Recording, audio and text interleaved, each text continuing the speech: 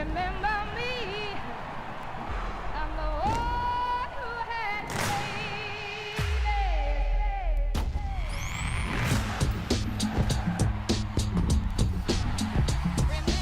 me, I'm the one who had to Remember me.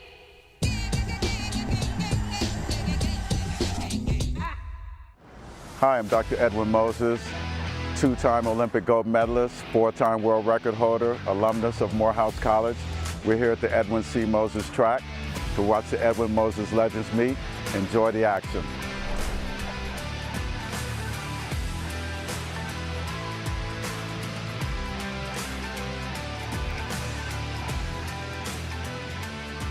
From the heart of Atlanta, the Puma American Track League season begins at the alma mater of a U.S. track icon. We welcome you to Morehouse College, the place where Edwin Moses got his start. This is the Edwin Moses Legends Meet. Alongside two-time world champ Trey Hardy, a voice you will hear quite a bit throughout the summer, including in Paris. Serenity Douglas is down in the field. I'm Will Boling. We have got 16 races tonight in a meet named after Edwin Moses. Of course, we've got some elite 400-meter hurdle races, including world record holder Sydney McLaughlin-Levrone. Trey, this is going to be a lot of fun. It really is, Will. We're at the point of the season where it is put up or shut up time. Athletes going after standards, athletes going after the times they will need to make it into some of these year-end finals and championships. We've got the Olympic trials coming up very, very soon, and I just can't wait to see these guys tee it up. Weather is great out here in Atlanta, and the fields that we have are of the highest quality fields, in this being the very first professional track meet at an HBCU, Morehouse College. Can't think of a better place to have it. Beautiful setting at the Edwin C. Moses track. There you see the field, this new surface, and just a moment ago, the boys' high school 400 took place. And we have got some incredible times for some high school runners who just took the track. There in the middle, lane number 5 in the Army green, Westlake High School junior Sidi Najai coming in at U.S. number 3 at 400 meters, 45:37, and he got out quickly. Right here, just looks so smooth and so relaxed. A man running amongst boys, as it would seem, but he's still got a year left in high school. He's only a junior, Will. And he looks so smooth around that curve. The field behind him, Jaden Robinson, Ricky Williams, senior from Camden County High School, ranked 15th in the United States this season at the high school ranks. But Sidi Najai made a very difficult race look very easy, powering across the final 50 meters. He coasts home with a win in our opening event here, the boys' high school 400 meters. Sidi Najai, the junior at Westlake High School. Remember that name and that face, because I believe you're going to be hearing the name and seeing that face quite a bit for years to come. 45:67, just 3/10 off of his best at 45:37 this year. And downstairs, we say hello to Serenity Douglas, who is sitting with a very tired but well-accomplished Sidi Najai. When you run as fast as 45.6, we have to sit. But talk to me about your race strategy coming into this race.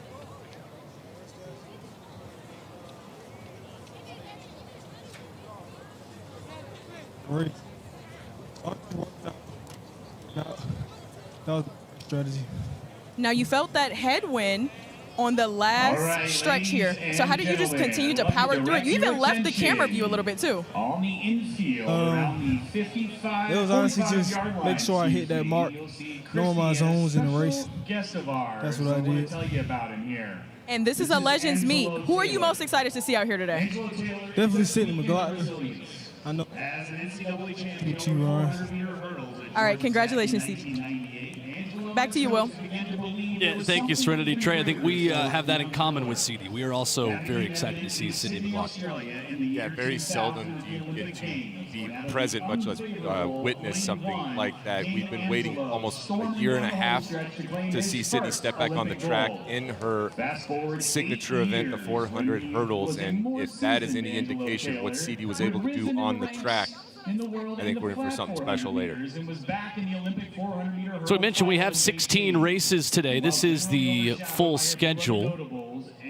Everything up to 1,500. We'll start with the 800s coming up here in just a moment on a picture-perfect afternoon in Atlanta, GA. We got long jump, 100 hurdles, 110 hurdles. The hurdles races have to be excellent when the meet is named after the legendary Edwin Moses. That they will be this afternoon. Trey, obviously, as a multi-event athlete, a decorated athlete like yourself, as you look at the second half of our competition here tonight as well, we've got a couple of excellent multi-event athletes, Anna Hall, Kyle Garland, who are in the building as they continue to prepare for U.S. trials, hopefully a Paris Games as well. Yeah, those are two, besides all the other stars in the meet, the two near and dear to my heart, the two that I'm really looking forward to seeing what kind of shape they're in. Anna Hall coming off a just unbelievable kind of first season as a professional, but you could kind of see the wear and tear as it went along, and she gutted through an amazing performance in Budapest for silver. Ended up having to get surgery to take care of that knee, caused her all those problems over the summer, and she's working her way back into form. But she is Jackie Joyner-Kersee is her biggest fan, to put it that way. Like, talk about legends. If that woman is in your corner, you know you've got something special. Absolutely. And then Kyle Garland coming down, the Georgia Bulldog. He's the #2 all-time performer in the decathlon at the collegiate level. They call him Freight Train. I think he calls himself Freight Train. He's one of the most fun athletes to watch because you can just see him start to get going. The flywheel starts moving, and he's his own, like, energizer. You know, he's a huge, huge guy, and he doesn't make any sense. He can throw the shot over 54 feet. He can high jump 7 feet. We're going to see him long jump and run the hurdles here today. But, yeah, those are the two I'm watching to see what kind of shape they're in going into the Olympic trials. The stars are out in Atlanta. The Edwin Moses Legends Meet underway. There is Edwin Moses, the man of the night. We're going to hear from him coming up next. 800s on deck. Much more still to come tonight here at the Puma American Track League. Remember me, I'm the one who had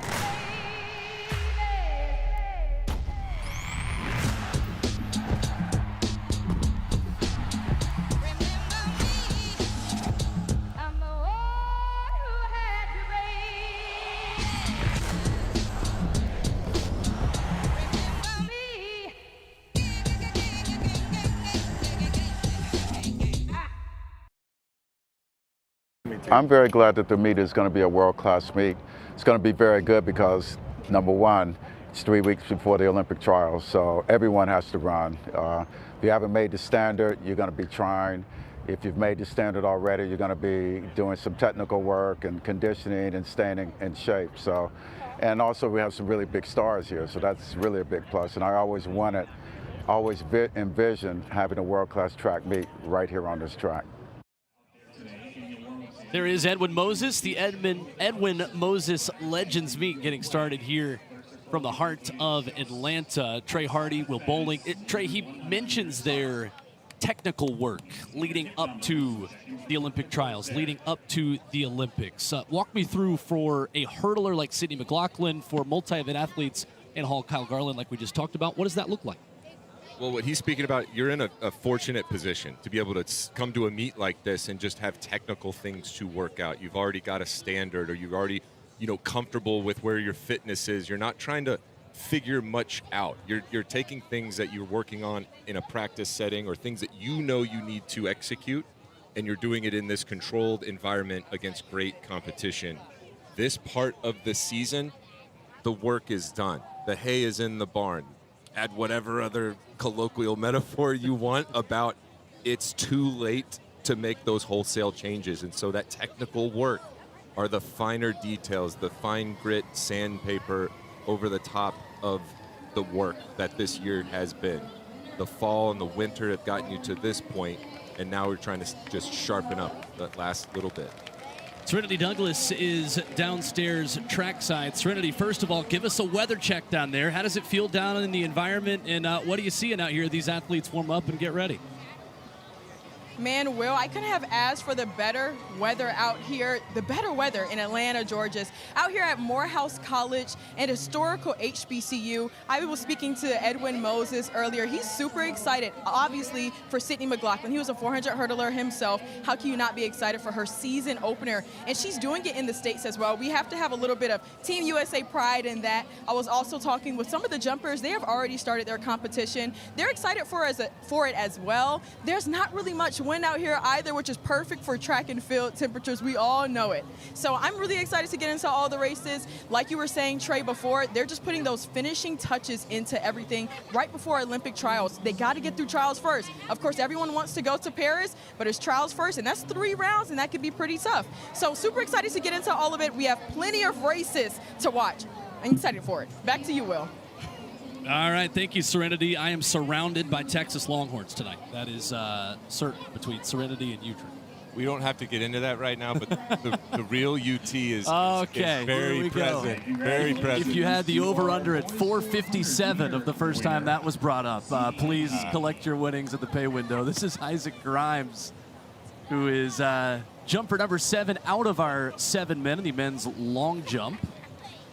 Personal best for him of 8:35. Back in 2021 at the NCAA Indoor Championships, where he was victorious. And Kyle Garland, 8-time All-American at the University of Georgia, like we just discussed, is in this field of 7. See a 790 performance right there out of Isaac Grimes. As we look at the field here, we've got Olympian Stephen McCarter, U.S. champions, Will Williams, and a whole slew of NCAA All-Americans in this flight. You'll notice where the long jump pit is, Will. It's on the apron. It's on the D, if you will. And normally there's a north-south kind of, you're running along the same way that the lanes are running. And there is a natural crest to a field like that. It's drainage, it's within the legal limits. I really like jumping in the apron right there, because once you pass that goalpost in the middle, there is a slight downhill. Now, it does mess with some of these athletes if they aren't used to running on the aprons like this and to feel that extra speed. And on the other side of that, when you're building up and taking those first few drive steps into your approach, you're actually running a slight uphill. So the athletes that can navigate that the best and coordinate and steer onto the board are going to have the most success today. And in the first 15 minutes of this competition today as well, I have learned something. This is new information for me, Trey. As I told you before, my claim to fame is being maybe the most unathletic SEC athlete of all time as a distance runner at the University of Tennessee. But it's things like that are so interesting from the professional perspective, and it is why I would imagine a multi-event athlete is as well educated as anyone to broadcast track and field, considering you've done all of these events. And it was partially out of necessity, Will. Like, I was never the best long jumper. I wasn't like always that. I had to figure it out and use everything to my advantage, and I was surrounded by really smart and dedicated coaches that helped point this kind of stuff out, because I would have just looked to the side and just said, this doesn't feel right, you know.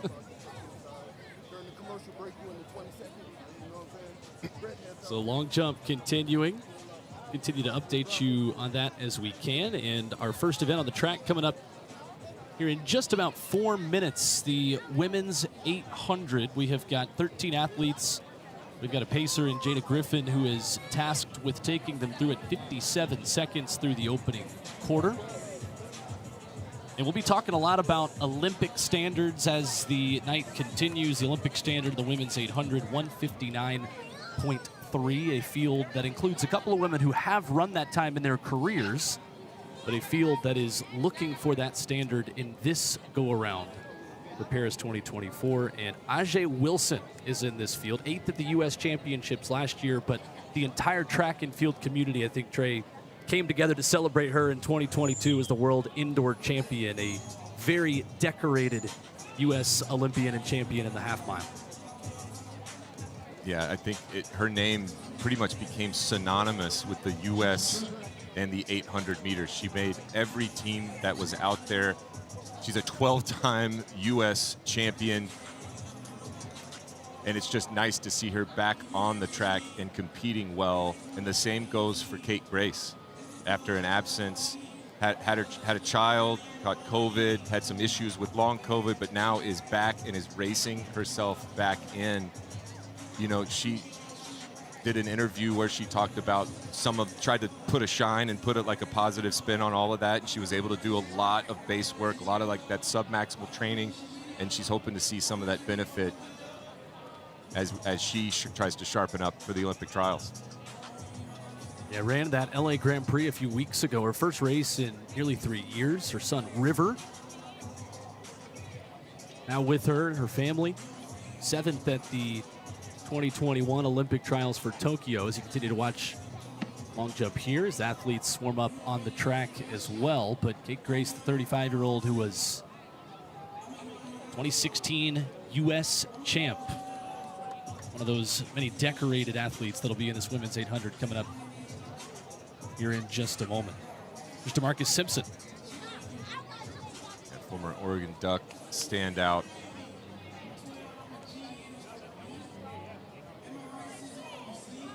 Like just slightly over the board there for DeMarcus. One of those things. And we're getting close to the Olympic trials, close to the Olympics, and I always think back to that Seinfeld joke, which just stings really, really badly. It's the, you know, national hero, no one's ever heard of you, and the, you know, the worst place in the world is that dreaded 4th place at the Olympic trials. That's where DeMarcus found himself in 2021. It's something that without question fuels the next several years of your life and your dedication and the work that you put in. And it's something where you're at home, you're watching people compete, you wish you could be there, and it feels like it'll never come, and it feels like that moment's never going to come that you can redeem yourself. Well, we're already here. Right. Now we're here, and it feels like, how did this happen? How did it already get here? Isaac Grimes, 5th at those 2021 Olympic trials, All-American at Florida State. To see him come through. Isaac had a fantastic season in 21 with FSU. Jumped out over 8:35 at that magical indoor championships. We'll keep an eye on the long jump as these women line up for the 800. So there's the field. The world lead, 155.76, blazing fast. And right there on the left side of your screen in the red and black of Atlanta Track Club, you see Olivia Baker talking about those first couple of places outside of qualifying spots at the U.S. Championship. She was 5th at the 2022 U.S. Championships, running 158.63, and a semifinalist last year. And there is Ajay Wilson right there in the middle of the track, wearing hip number 8 today here at Morehouse College as we get set for our first gun of the night here to start off festivities at the Puma American Track League. Hear the fans react to Ajay Wilson and what she's meant to this sport and this distance and this race, and the amount of respect that she commands here. Like you mentioned, we'll know after that first lap what these women really have to do. Hopefully the pacemaker can bring them through in a time that just gives them the chance. You have to just get yourself out there to give yourself a chance to run this standard, and that's what all of these women are after right now. They'd love nothing more than to go to bed tonight with that in their back pocket. And there on the outside, you hear public address announcer introducing Shafiqua Maloney as well. 158.69 indoors for her this past February. That is a career best. She has gone sub-2 in each of her last 2 races. Still looking for that Olympic standard of 159.3 here tonight. So it is the women's 800, the standard 159.3. Ajay Wilson headlines this field of excellent half-milers off and running. 2 trips around the track here at the Edwin Moses Legends Meet. Ajay getting out very, very well. Clear of the fray, not wanting to get tangled up as these athletes start to make their way and break for the rail. It's like Olivia Baker trying to sneak in to just secure her spot right there. Doesn't want to do any extra running.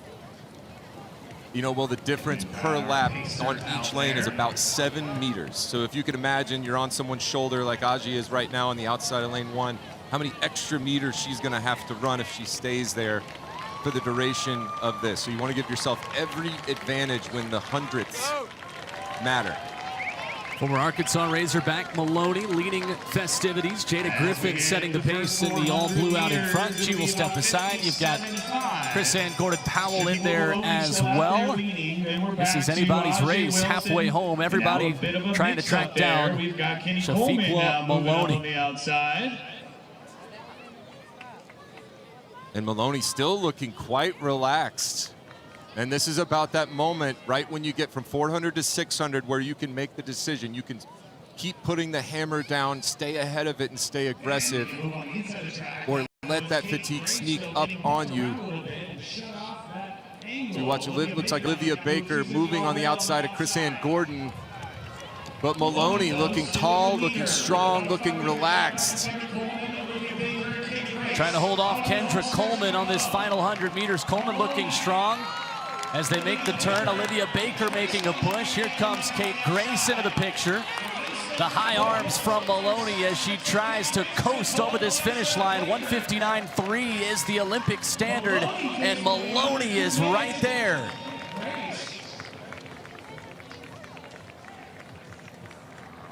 $159.31 for Maloney. 100th off of the Olympic standard.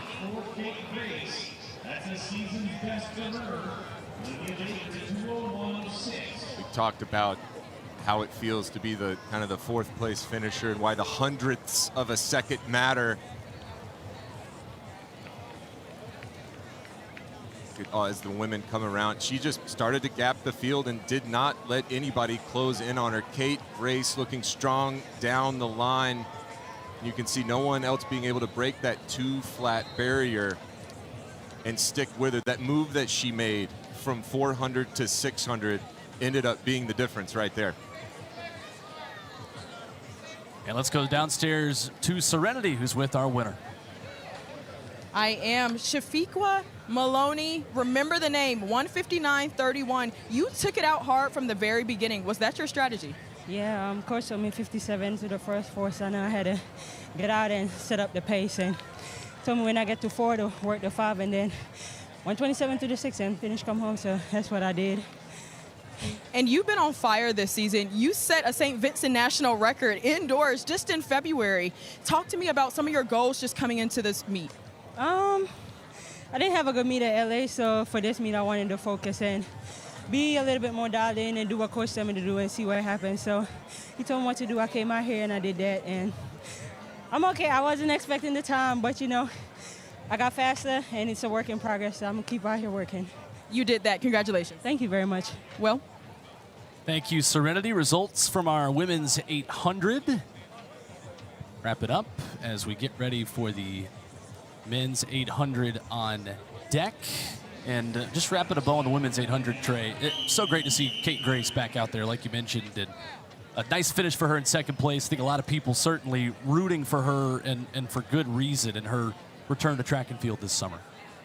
It really is, and I think every race back, she learns a bit more about herself. When you come back from those 2 things, not just having the complications along COVID, but becoming a mom, having this new world that you live in with new responsibilities every race back, learning something new about yourself and proving that you can do everything that you could do before that wonderful experience. So that is where we are, right in the heart of downtown Atlanta here at the Edwin Moses Legends Meet. The men's 800 is on deck, an Olympic standard in this event of 144.7. And we have got one man who has run that. Vashti Anderson of Jamaica, national record holder of 144.7. He's run 145.29 this year. Ran his personal best last July in D.C. after a second-place finish at the Jamaican Championships, the 2022 Jamaican champion at 24 years of age, who has run 145, just a bit over that this season. He'll be there in lane number 3, as you see the outside of this field introduced. Another national record holder, Alex Amankwa, the Ghana record holder of 145.1. Amel Prince there, as well as you take a look at this field and get ready for 2 more laps here in Atlanta. It looked like the wind has calmed down just ever so slightly as the sun gets low here. But this track is bouncy. This track looks fast. And I think, we're going to say it ad nauseum. Everyone's on a mission. Men's 800 off and running, Olympic standard 144.7. Shane Strike like the women, in the Atlanta Track Club red and black. Could call this home turf for him. The U.S. indoor record holder at 1,000. That was a race we called a couple of years ago, indoors in the American Track League. See him in there as well. Abe Alvarado, Vashti Anderson going to the front.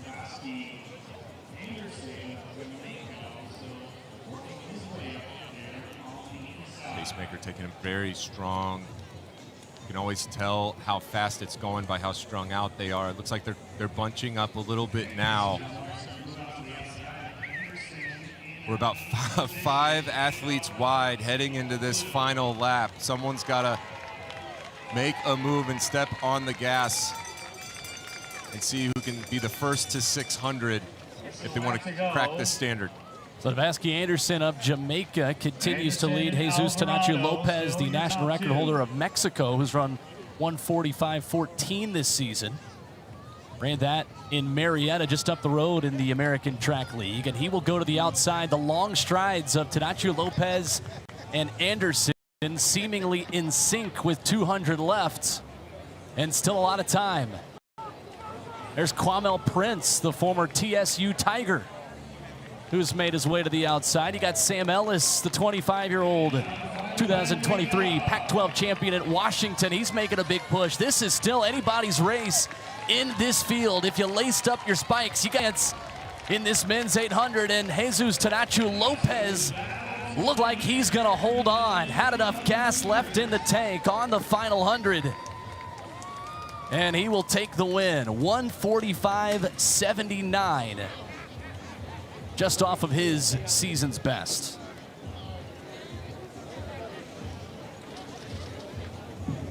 And there were a lot of guys in this one, in that last 150. You talked about the extra distance. There were a lot of guys out in lane 2 and 3 here on this last turn. Yeah, I think looking back, there's going to be a couple of things you would discuss with your coach, but I mean, with 200 to go, everyone had a shot. Everyone made a move. Everyone made a surge. Everyone had something to give here. But Lopez met every challenge. Didn't look back in the rearview mirror. Could only hear footsteps all the way home. Those are the results, 145.79, and Jesus Tanachu Lopez is downstairs with serenity. Out on the track now. The men's 800 has concluded. Hurdle crew. On the track every time. Really not, but I was expecting run faster. I am looking for the Olympic standard, so this time I'm not very happy for this race, but I don't want to be sad. I just want to keep training to run faster, so in the future can break the record again. I know you were saying that you're not happy with the time, so then what's next? I hope in 2 weeks in New York, I hope run very fast there. So I will keep training. Well, good luck on that, and congrats on the win. Thank you. Thank you so much. All right, thank you, Serenity. Jesus Tanachu-Lopez. I always feel secondhand out of breath after hearing 800 runners talk. I started breathing hard listening to him, but you could feel what he was saying. You could feel he's happy to win, obviously, but there is a level of I need to hit this standard. I think that's going to be the theme for the evening here in Atlanta. Take a quick break and get you back for some high hurdles coming up in a few minutes. Tell you about some long jumpers, ton to come from Atlanta.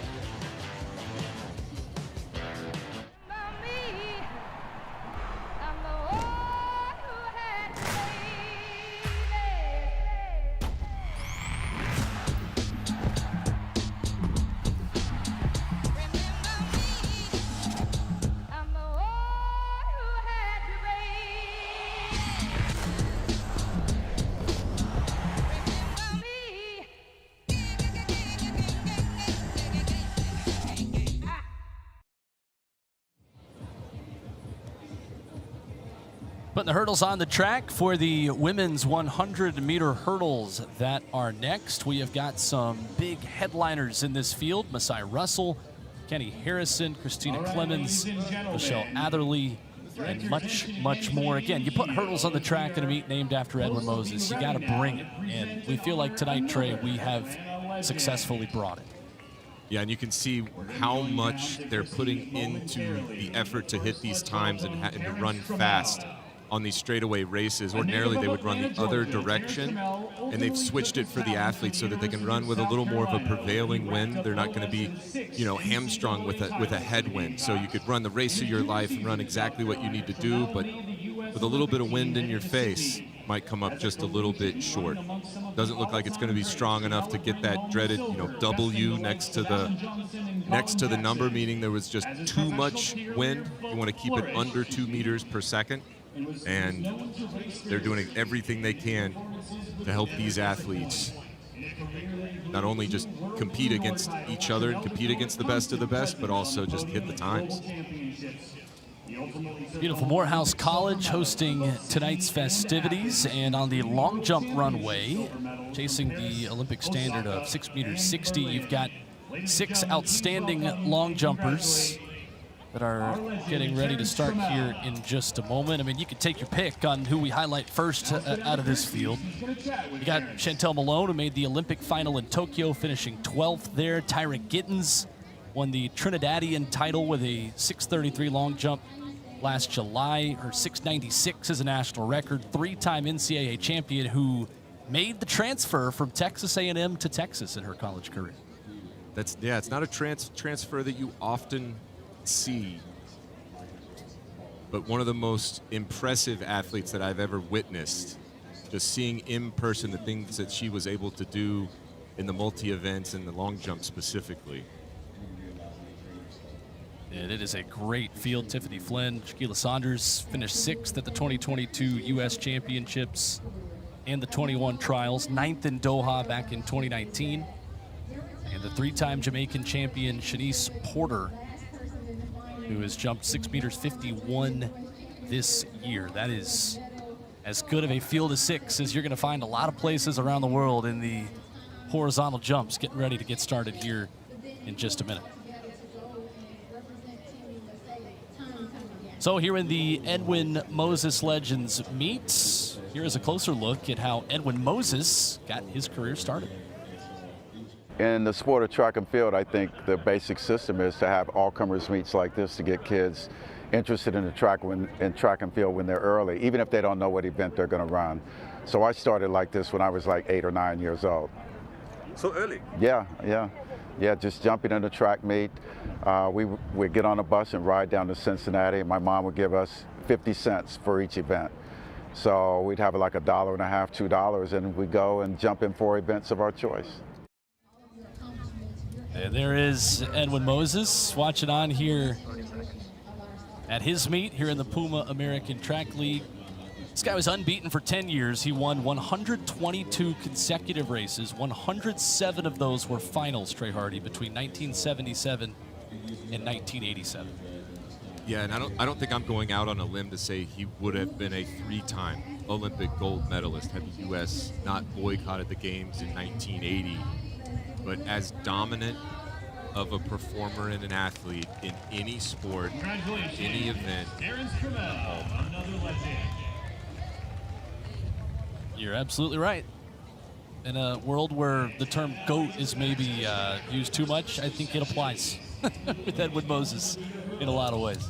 Very much so. There's a lot of many a debate in our circles about if Edwin were in his prime today, what would happen in this event. The 400 hurdles just is one of the hottest events in track and field right now. As we look at the start list for the short hurdles, but we'll get back to this conversation. We can have that debate. We absolutely later can. This meet if we want to. Women's 100-meter hurdles, Paula Vasquez on the inside, 4-time Puerto Rican champion who ran her personal best this season back on April the 20th. And then a bunch of runners who already have that Olympic standard of 12:77 in this field. That is Keni Harrison, number 2 all-time, 12:20 in 2016. Tokyo silver medalist, 2023 world bronze at Budapest, a 5-time U.S. champion, most recently in 2022. This year, she has run a 100. She has run a 4x100. This is her first 100-meter hurdles event since the 2023 pre-classic. She ran 12:44 for 3rd there on that day. You can remember in 2016, Keni Harrison coming off a fantastic season, #1 in the U.S., gets to the finals, does not make the U.S. Olympic team, yet shortly after the Olympic Games sets the then world record. Just focused, determined, great competitor. So there is the field, 4 open. Runners with the standard: Michelle Atherley, Masai Russell, Keni Harrison, Christina Clemens, and Tamisha Roswell.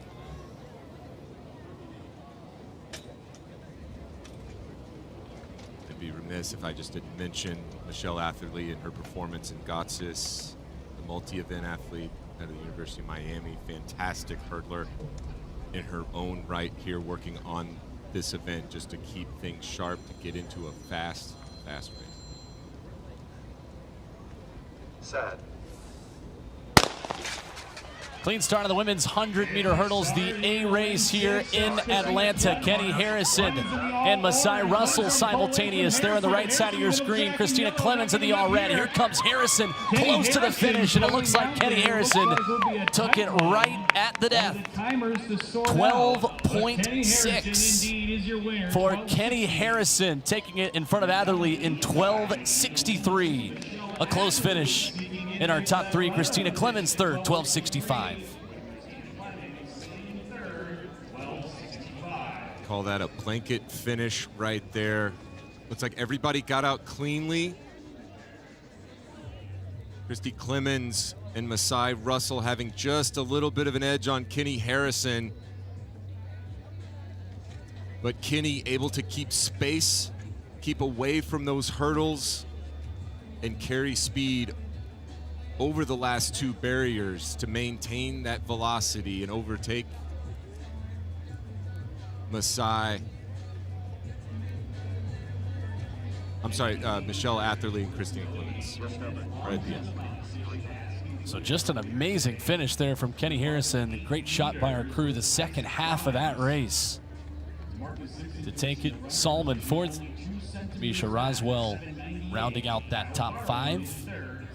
And a group of 5 runners that already have that Olympic standard. Keni Harrison stands by downstairs with Serenity. Now, Keni, you opened up your season about 2 weeks ago at the Atlanta City Games. You ran 12.67 there, got the win. Now you're coming out here and running 12.6 again. I saw that you were not so happy with the time, but just speak to the level of competitiveness that the 100 hurdles has. Yeah, anytime you come out here, and get the win. It's good. I got a lot of things to fix. Grateful that they put on this meet. Glad I was able to show up and get the win. Now, speaking of this meet, you decided to stay in the U.S. and not go overseas. Talk to me about why that is and why it's so important to have meets like this. I think it's important to have meets like this in the States because it gives us Americans a chance to stay here, stay healthy. Sometimes traveling can get in your legs. So the fact that there's so many meets here in the States, I think it's a great thing for us Americans. Thank you, Keni. Congrats. Thank you. There is the fantastic Keni Harrison. 12-6 makes sense as well. A lot at stake this year, obviously, in an Olympic year. You want to take away any opportunity of something weird happening with travel, and makes events like this very important. Yeah, it's a great segue to just throw some love at Paul Doyle, the kind of de facto CEO of the American Track League, puts his heart and soul into the sport, providing these opportunities for athletes domestically. American Track League pulling out some of the great performances that we've gotten to see over the last several years. As we see Anna Hall, we see right there, she's got a World Championships bronze from Eugene a couple of years ago and a silver medal from last summer, but picked up a little bit of an injury at those championships last summer. Had to get it surgically repaired. It's in her takeoff leg, so you can imagine the road back has been a little precarious, and she's doing exactly what a number of other athletes here are doing. We're trying to sharpen up, trying to work out those last little technical aspects so that she can come to the trials healthy and make the team and head to Paris. Number 5 all-time in the heptathlon, 6,988 points, 2-time defending U.S. champion. It feels, Trey, like Anna Hall, one of those athletes we talk about a lot in Olympic years. You have marketable superstars in track and field, then you get some marketable superstars that are just U.S. Olympic team stars. And it feels to me like Anna Hall is reaching that level of someone that this summer not just the track community is going to know, but U.S. Olympic fans are going to know. Without a doubt. Without a doubt. She announced herself on the scene at that World Championships in Eugene and set herself up beautifully for this summer. She's going to be a name and a face that the American public will become quite familiar with, I'm sure.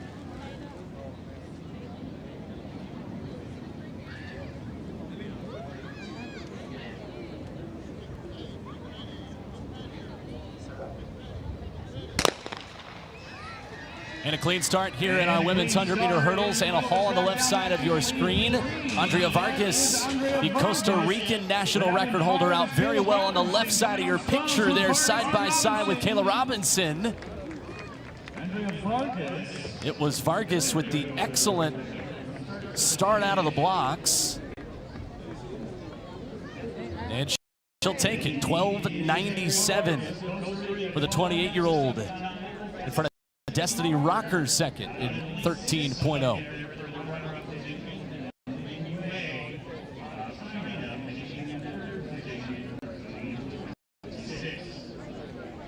So that is the only time tonight we'll have 2 sections on the track. Can we get a second look here at how it went?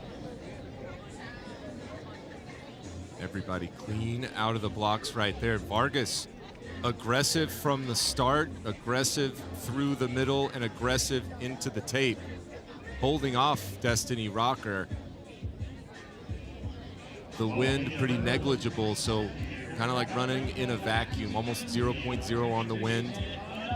We see Anna Hall down in 13:67, close to a season's best, well off a lifetime best for her, but she's every race is just getting more and more confident in that knee. And Serenity is downstairs with our winner.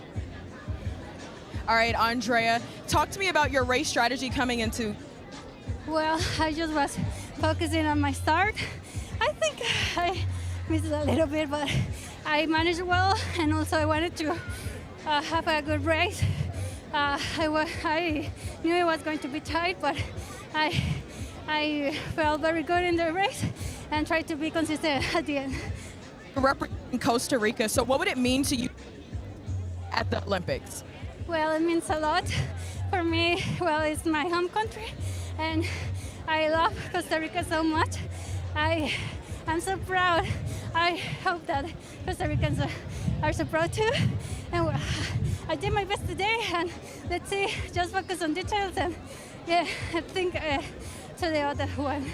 Well, congratulations. Thank you. Thank you. Back to you, Will.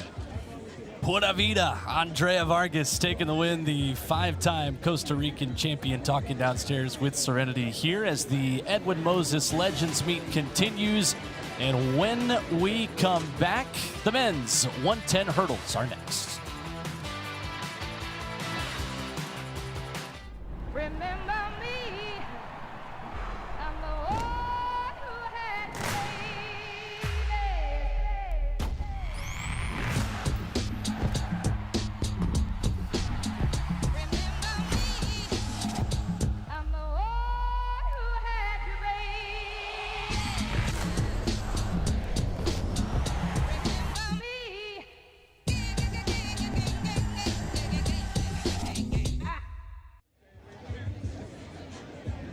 Back with you here at Morehouse College, the Edwin Moses Legends Meet. First attempt on a long jump for Tyra Gittens.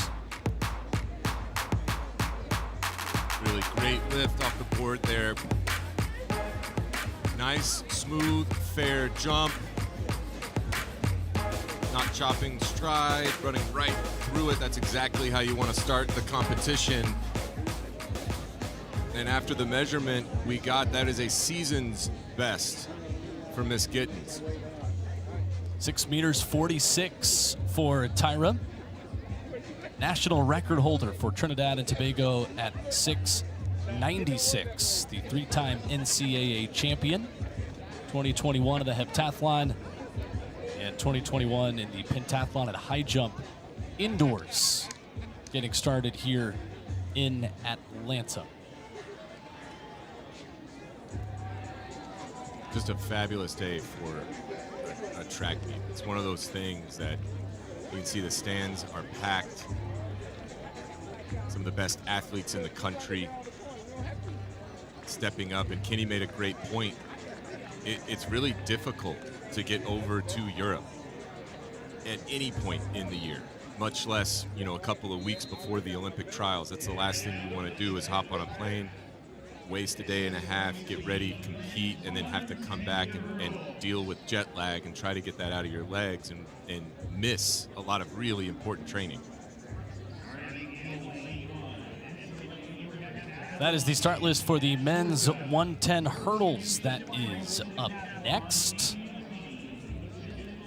Olympic standard in this event, 13:27. We've got one athlete here who has run that. That is Eric Edwards, 24-year-old American who was 4th at the U.S. Championships last summer, running 13:26 in the final second in the NCAA at LSU in 2022. And Kyle Garland, another decorated multi-event athlete, 2023 NCAA indoor champion, the Georgia Bulldog, here and ready to go in this men's 110 hurdles. You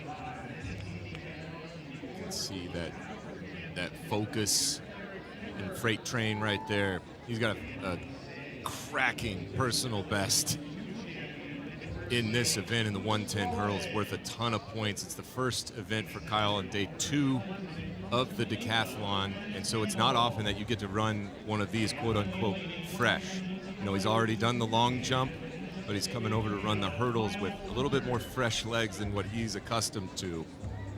And so again, just trying to sharpen that axe and get ready for the trials.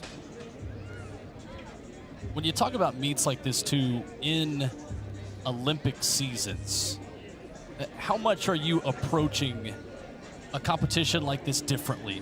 Whereas if this was Puma American Track League getting started on May 31st, 2023, what is the mindset on May 31st, 2024? How different do you allow yourself to treat a meet like this in an Olympic year?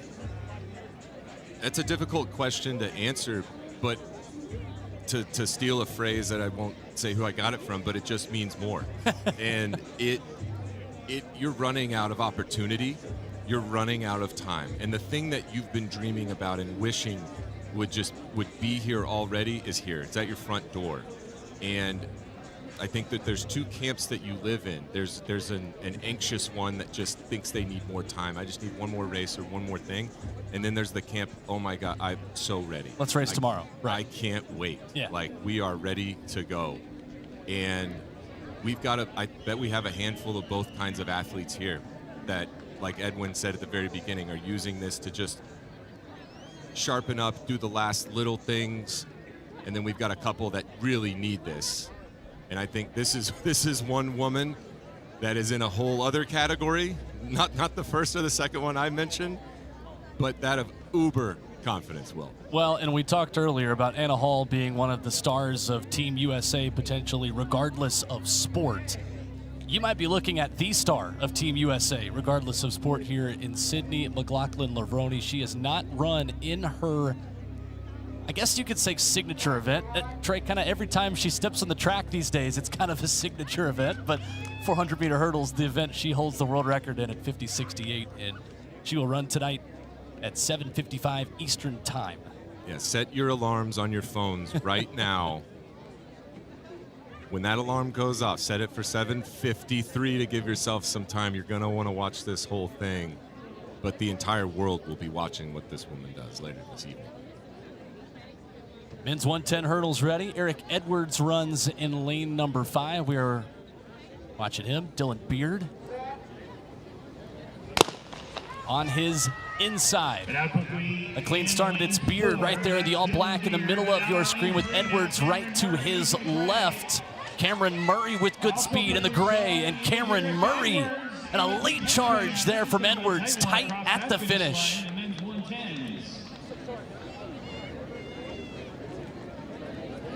Blanket finish in both high hurdles races for the women and now for the men. We continue to wait. This one as close as it gets, I believe, right here, Trey Hardy. Last 3 hurdles for these gentlemen, not the cleanest. It's where you can just get a little bit tight at the end of the race, and that one little click of a hurdle can break the momentum. As Eric Edwards runs a clean last 3 hurdles, carries all that speed into the line, versus how Cameron Murray finished, maybe got a little bit too high and pulled down a couple of those hurdles on the way in. That finish line can't get there soon enough. They're still measuring this thing out, it looks like. I would give the slight edge maybe to Edwards here, but got excellent timers, and if they're taking their time here, then obviously this is as close as it gets. The suspense builds on who gets to speak with Serenity Douglas as well.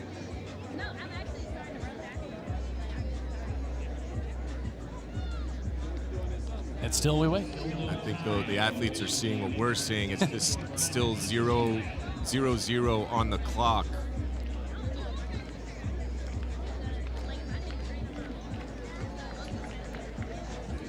We're hoping that those guys did not just run that race in vain. It wasn't in vain for time, but it was one for us. We actually got to see certainly a great 100-meter hurdle race. And there is our master of ceremonies, Paul Doyle, the aforementioned man in the purple Puma shirt, on the case.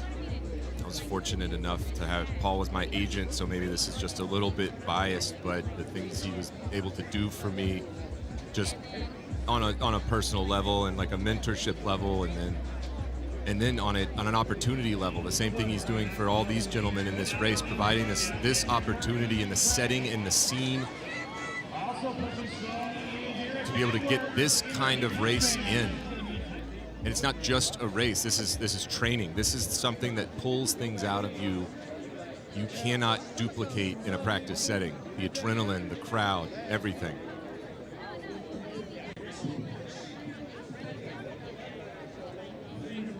So we're still waiting.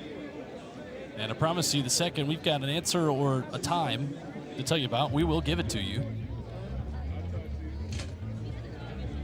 But regardless, an excellent finish for Eric Edwards after an amazing start for the U.S. indoor runner-up, Cameron Murray.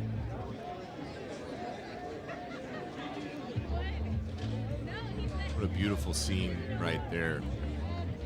Never get tired of that shot. Historic Morehouse College. With the backdrop of the Mercedes-Benz facility in downtown Atlanta. And there are the two men who are at the center of this story right now. And the next we've got a men's 100 that is scheduled to begin any minute. And I imagine decisions that are being made in real time down there at Morehouse College.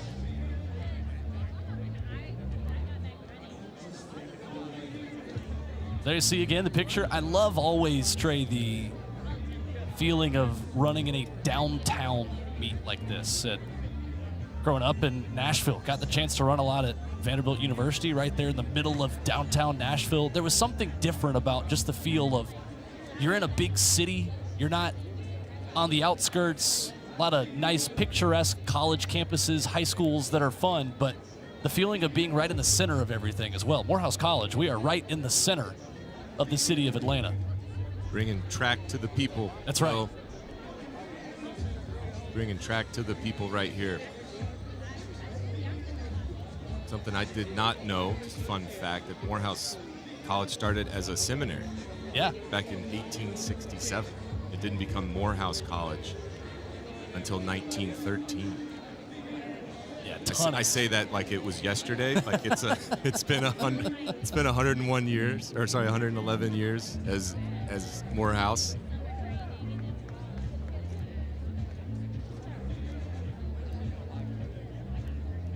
And downstairs, Serenity Douglas is working hard, continuing to talk to everybody, warming up, having just competed. And Kyle Garland just got done on the hurdles. Serenity downstairs with Kyle. Look, Trey, I'm here with Kyle Garland. Trey Hardy's on the other side of the camera, long way away, yes. Now, you already competed in long jump and you just did hurdles. So you were doing some fine tuning before Olympic trials. What were you looking to see out here today? I was just looking to see consistency. I know Coach and I have been working on a lot of really good stuff. So, just coming out here and getting some good competition reps, seeing how the body feels, being fine tuned and being ready for 3 weeks for the big dance. And you didn't have to travel too far. UGA is right down the street. Saw a couple Georgia coaches out here. Who did they bring out here for you? They brought out the whole staff. I mean, we have a good contingent of people, some people on the team, and I had 3 coaches with me out here as well to help myself and a couple other people on the team. So it's a good little showing. So it feels like I'm home crowd. All right, Kyle, we got to get out of the 100 people's way, but congrats on everything. Good luck at Olympic trials. Thank you so much. Back to you, Will.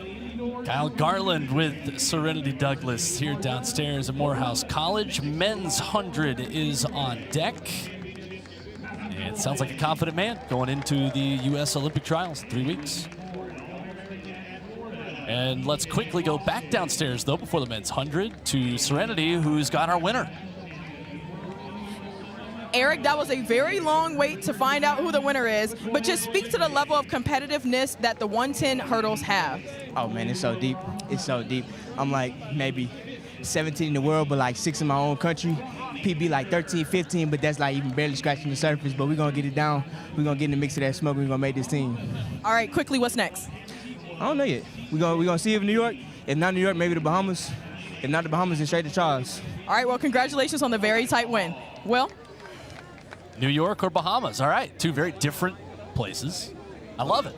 Love to hear it from Eric, though. Let's get in the mix of that smoke. The conversation that they just had is a conversation that is had all over the United States. I can promise you that. From one Georgia Bulldog and Kyle Garland to another, this is Matthew Boling in his first 100-meter race of the year. 2-time NCAA indoor champion at 200 meters. Raced a lot of 400s indoors. Personal best of 44.89 in Jamaica on May 11th. This is a guy that was a star in high school and continued with high expectations at Georgia and now as a pro. He's run sub 10, sub 20, and sub 45. Now he's running the shorter distance here. Matt Boling in lane number 3, PJ Austin in 4, and they're going to bring him back. Well, that looked like a very late second gun. You see athletes getting almost 20, 30 meters down the track. We'll wait to see what that was, if it was, you know, crowd noise, if it was blatant. I didn't really see anything with my naked eye right there. It's Elijah Hall, 3-time NCAA champion, is on the outside of this excellent field that also includes Tokyo Olympian Ronnie Baker. This was the start. It did look like lane 8 right there. Elijah Hall with a little flinch on his back leg as we see the referee keep walking, having a conversation with Mr. Hall. Look at these fellows really setting the blocks here. Again, lane 1 from Jamaica, Dylan Walker. It's a part of the sport. It's something you don't think about. You're practicing. You always have a great start when you're in practice.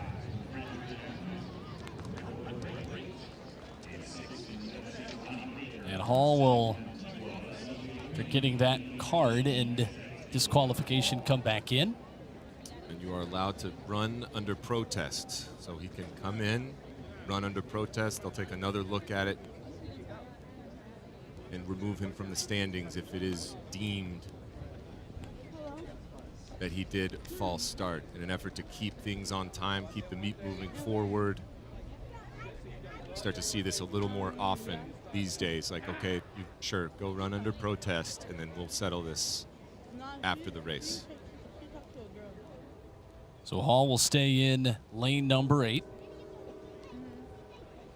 Matthew Boling at 3. We mentioned PJ Austin, Florida record holder with a 9.89 at the NCAA prelim last year. 23-year-old who opened his season at 10.02 in Gainesville. That is his season's best. The Georgia-Florida rivalry continues here between lanes 3 and 4 right there. And Matt Boling and PJ Austin.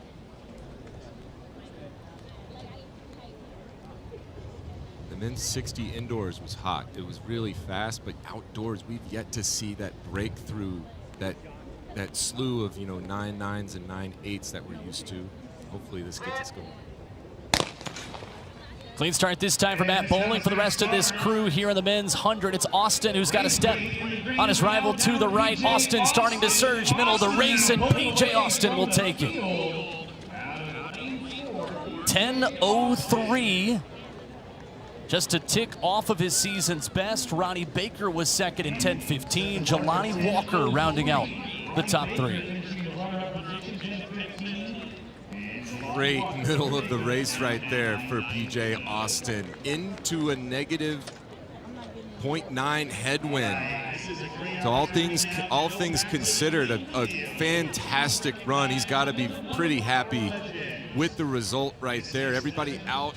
Well, you see Boling just kind of falling out of the back, just did not get that projection and extension, but as soon as PJ hit the middle of that Morehouse logo, he was gone.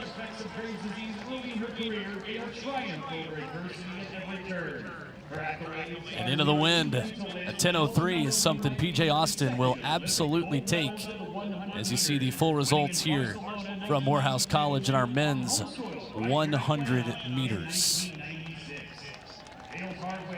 I mean, I'm going to keep going back to it. That's a very fast time on this track into a headwind.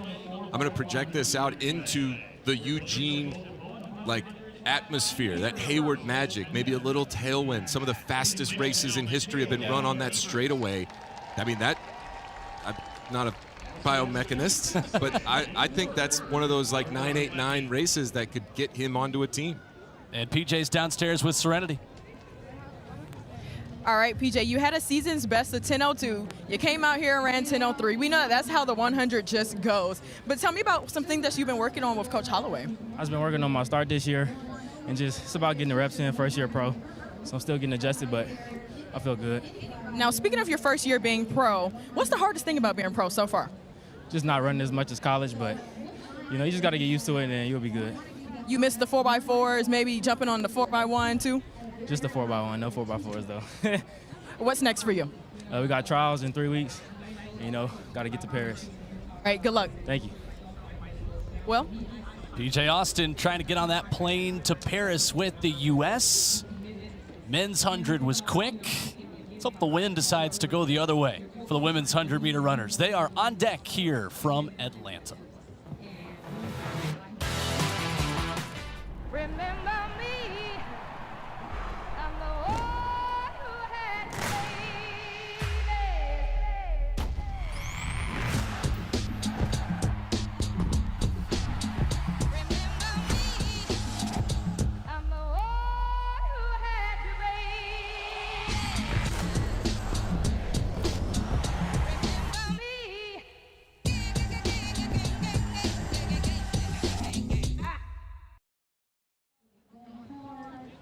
Women's 100-meter runners are on deck here from Morehouse College. The Edwin Moses Legends Meet continues with two-time world champion Trey Hardy. I'm Will Boling. Serenity Douglas down there in the heat downstairs.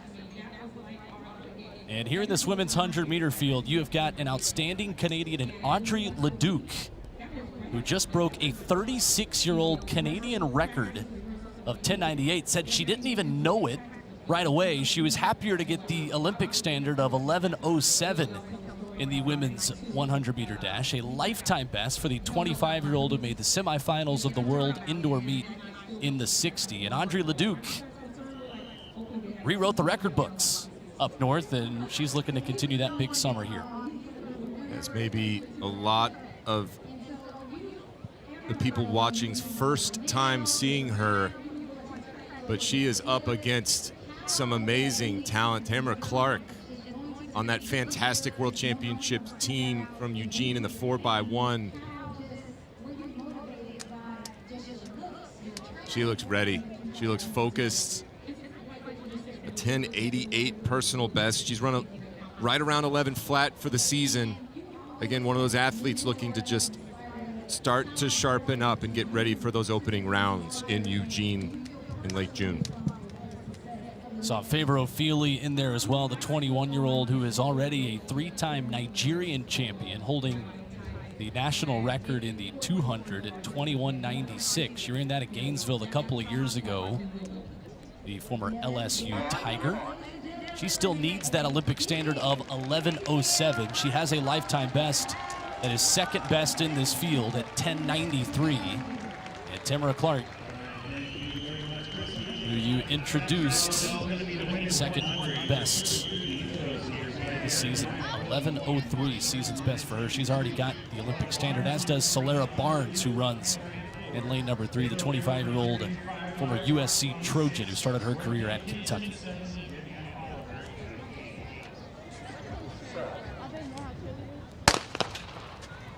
Clean start. And Clark is out well there on the right side of your screen. Salwa Barnes in lane 3 with a slight edge. It's Barnes, it's Clark, and it's Clark at the line. Tamara Clark, 11:04. And Salwa Barnes at 11:08 right behind her. Javian Oliver rounding out the top 3 at 11:14. Roll Tide, Will. Nice win right there against a very, very talented field by Tamara Clark. And no matter what the time is, it always feels good to have somebody coming up, hey, we'd like to speak to the winner, as Tamara goes and finds Serenity. Tamara Clark, 11:04. She'd already gotten that standard.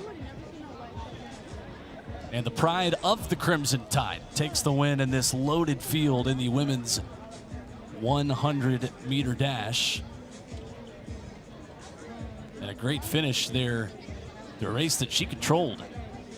Barnes second, as you see the full results. Leduc fourth in 11:17.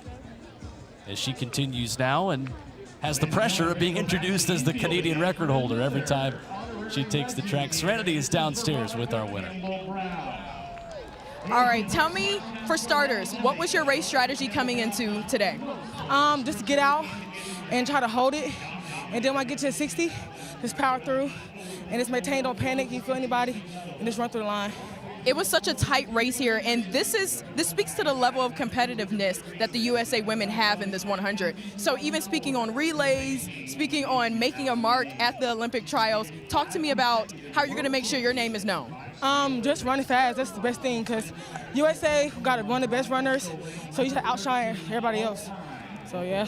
Now tell me about what's next. Next is New York and then Charles. All right, good luck. Congratulations. Thank you. Well.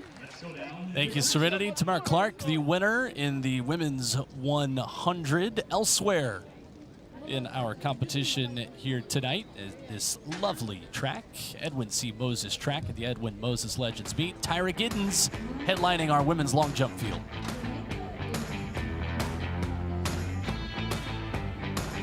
Powerful Trinidadian athlete, Tyra Giddens down the runway for another attempt.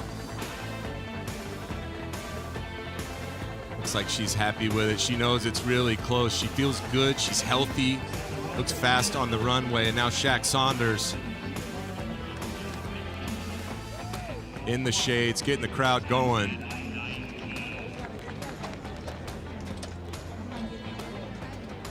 Stays off the sand really well. That's the name of the game. When you put it in its simplest terms, that's all you're trying to do is stay out of the sand as long as you can. As Shanice Porter, the three-time Jamaican champ, right there following up close behind.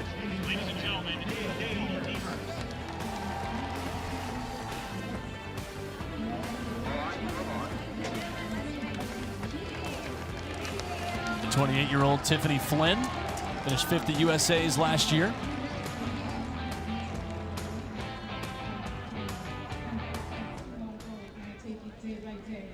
And there is a live look in our field where long jump and high jump are neighbors. That high jump competition just getting underway as well.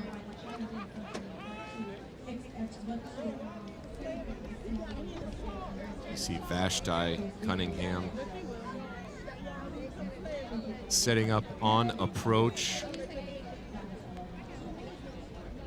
World indoor champion, bronze medalist from the World Championships in Doha in 2019. She watches that video with her father. Randall Cunningham's been her coach for her entire career. Great athlete in his own right. Fantastic football player, in the NFL, quarterback. Decent guy at that. May have heard of him. Familiar with his work. And you see there the bar will start at 1.65 m, go up to 170 from there, 175, and then 3 centimeters each time. As those ladies in a field of 8 will chase the Olympic standard of 1.87 m. And this is a live look at Tyra Giddens in the women's long jump. And this is the final round of jumps. And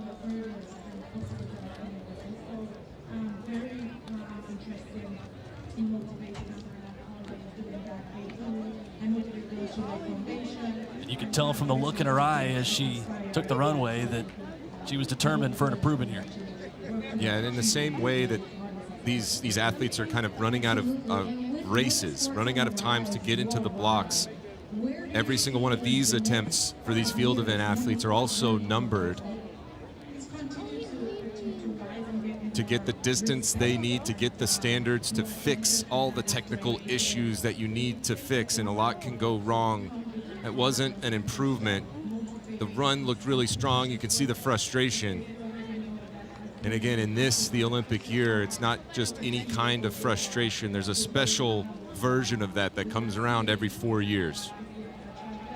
6.29 m there for Tyra Giddens, who had jumped 6.44 earlier in the competition.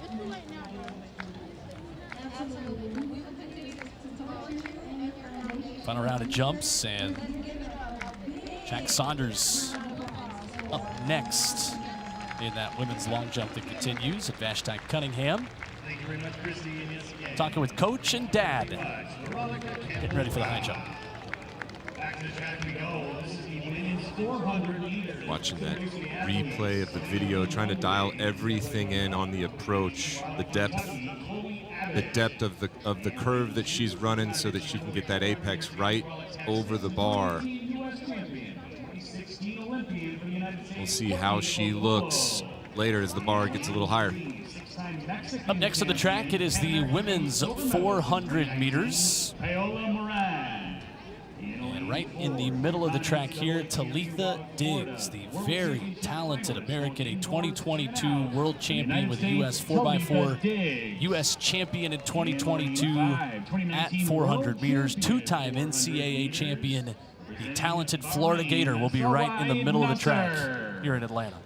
Yeah, she came out of that NCAA season at Florida on absolute fire and took the U.S. women's 400 from gun to tape in that really just kind of coming out party, that magical weekend that she put it on everybody, and is now U.S. runner-up in 2022, trying to live up to those same times and expectations, trying to secure the spot on the Olympic team this year, and this is a part of it.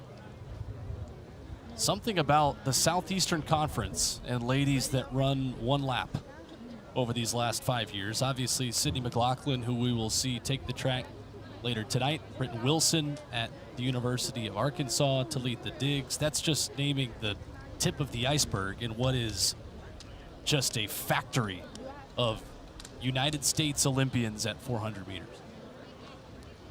Absolutely. As we in the foreground, we've got the former collegiate record holder Courtney Okolo from the University of Texas. New SEC school as well. I guess, yeah, you can start to claim them as SEC now. As also Kendall Ellis. Just to her rear, also somebody that has broken that 50-second barrier. In lane 5 here, we have a world champion from 2019 in Doha, Salwa Naser. Just ran an unbelievable 400 in 2019 in Doha, 48.14. That is number 3 all-time in this event. 2017 world silver.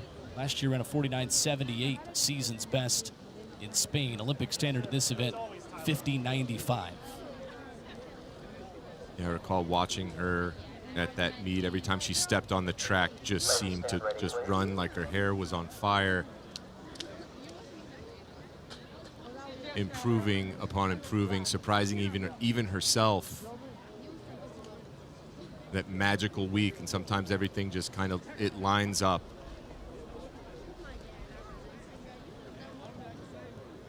As we wait, it looks like she's the one having a little bit of issues with her blocks. Trying to get them lined up. And as another athlete sitting and waiting or watching this, you be respectful, you wait, but the whole time you're wait. It's not something you enjoy waiting for. You're ready. You've done your final shakeouts, your final strides. Your body's ready to go. And the 2019 world champion getting closer to being ready with the rest of this field. Chloe Abbott, Courtney Okolo, Kendall Ellis, Talitha Diggs, who has the Olympic standard.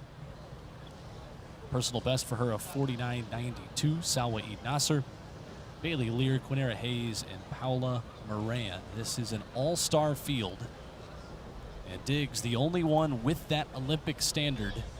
There she is, running in lane number 4 at 50.95. Only her second outdoor race in 51.77 in China, April 27th.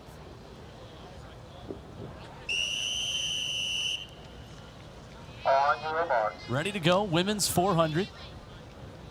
Here from Atlanta, expecting something quick. The 2022 U.S. champion, the 2019 world champ, and a spectacular field of 8 ready to go.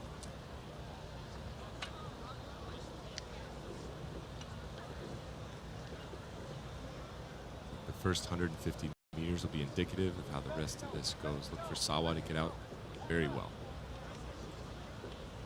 Stand up. And they'll stand him up. The wait continues, Treyarch. It matters. If you get in the blocks and something doesn't feel right, you hold your hand up, you fix the issue. This is too important not to have everything just right. On your marks. They'll put him in the blocks again. Get a close look at the 2019 world champ. And this long wait to run one trip around the Edwin C. Moses track will finally come to an end.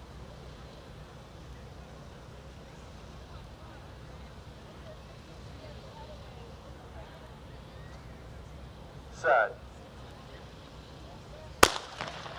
Clean start of the women's 400, the 2019 world champ, the 2022 U.S. champ. And Salwa Naser is out quickly, running there in the red with the blonde hair in lane number 5. Talitha Diggs trying to make up ground. There's Quinera Hayes and Paula Moran on the outside as they make this long turn at Morehouse College. And Salwa Naser has the advantage, running very strong. The 2019 world champion liking to get out quick, an aggressive start. For the 26-year-old from Bahrain, Hayes on the outside, Diggs trying to close, but Naser side by side with Hayes on the outside. Kendall Ellis, the former USC Trojan, is running well on the inside. Naser fading, Hayes surging, Ellis on the inside. Moran is in there, but it's going to be Quinera Hayes, the 32-year-old who is 7th at Tokyo, taking a very entertaining women's 400. A lot of twists to that race. 50.88 is the winning time. Miss Hayes just dipping under that Olympic standard, checking the box. She ran so patiently. Great distribution of energy, didn't get out too hard, was kind of running blind a little bit. She was way out on the outside, didn't know what else was going on. She overtook Moran early in this race, didn't see Naser until very late, but was in control. You can see on her face, just so relaxed and patient.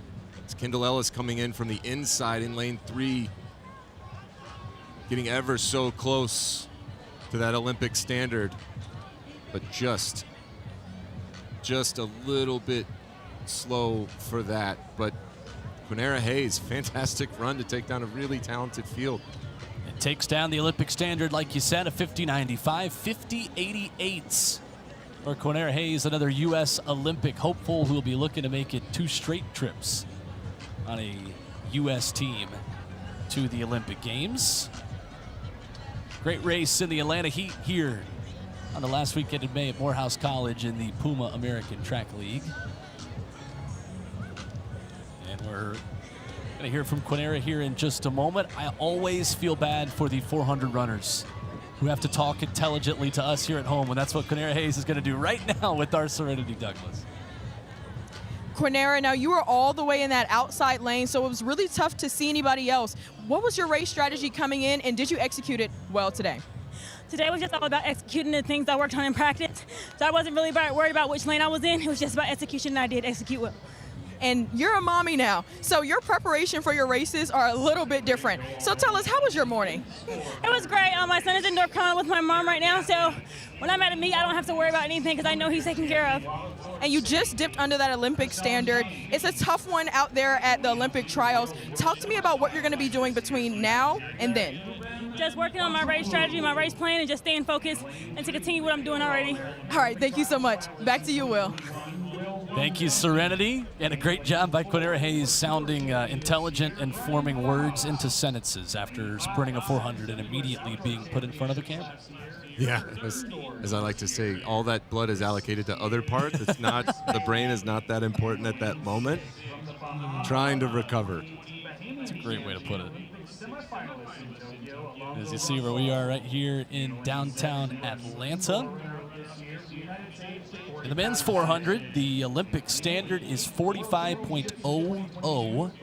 And we've got a group of 8 that have not yet run that time. This is Christopher Bailey of the United States, world champion on the U.S. 4x4 last summer, ran the opening heats was 0.2 off the Olympic standard last year at USA's in the semifinal. He's 0.03 off of it this year with a time of 45.03. Let's just watch Kunera drop and dip under that time.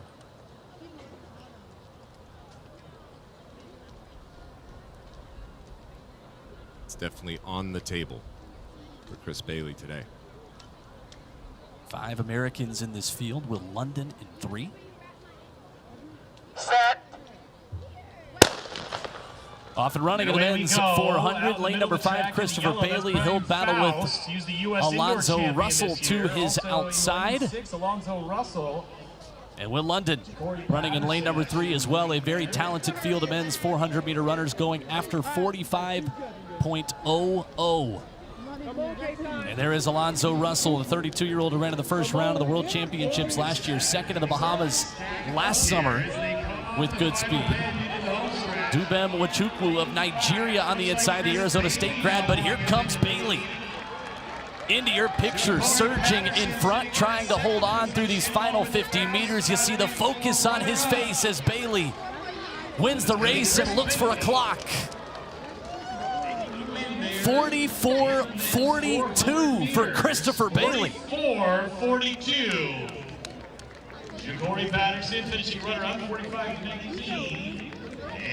You heard him after he saw the clock.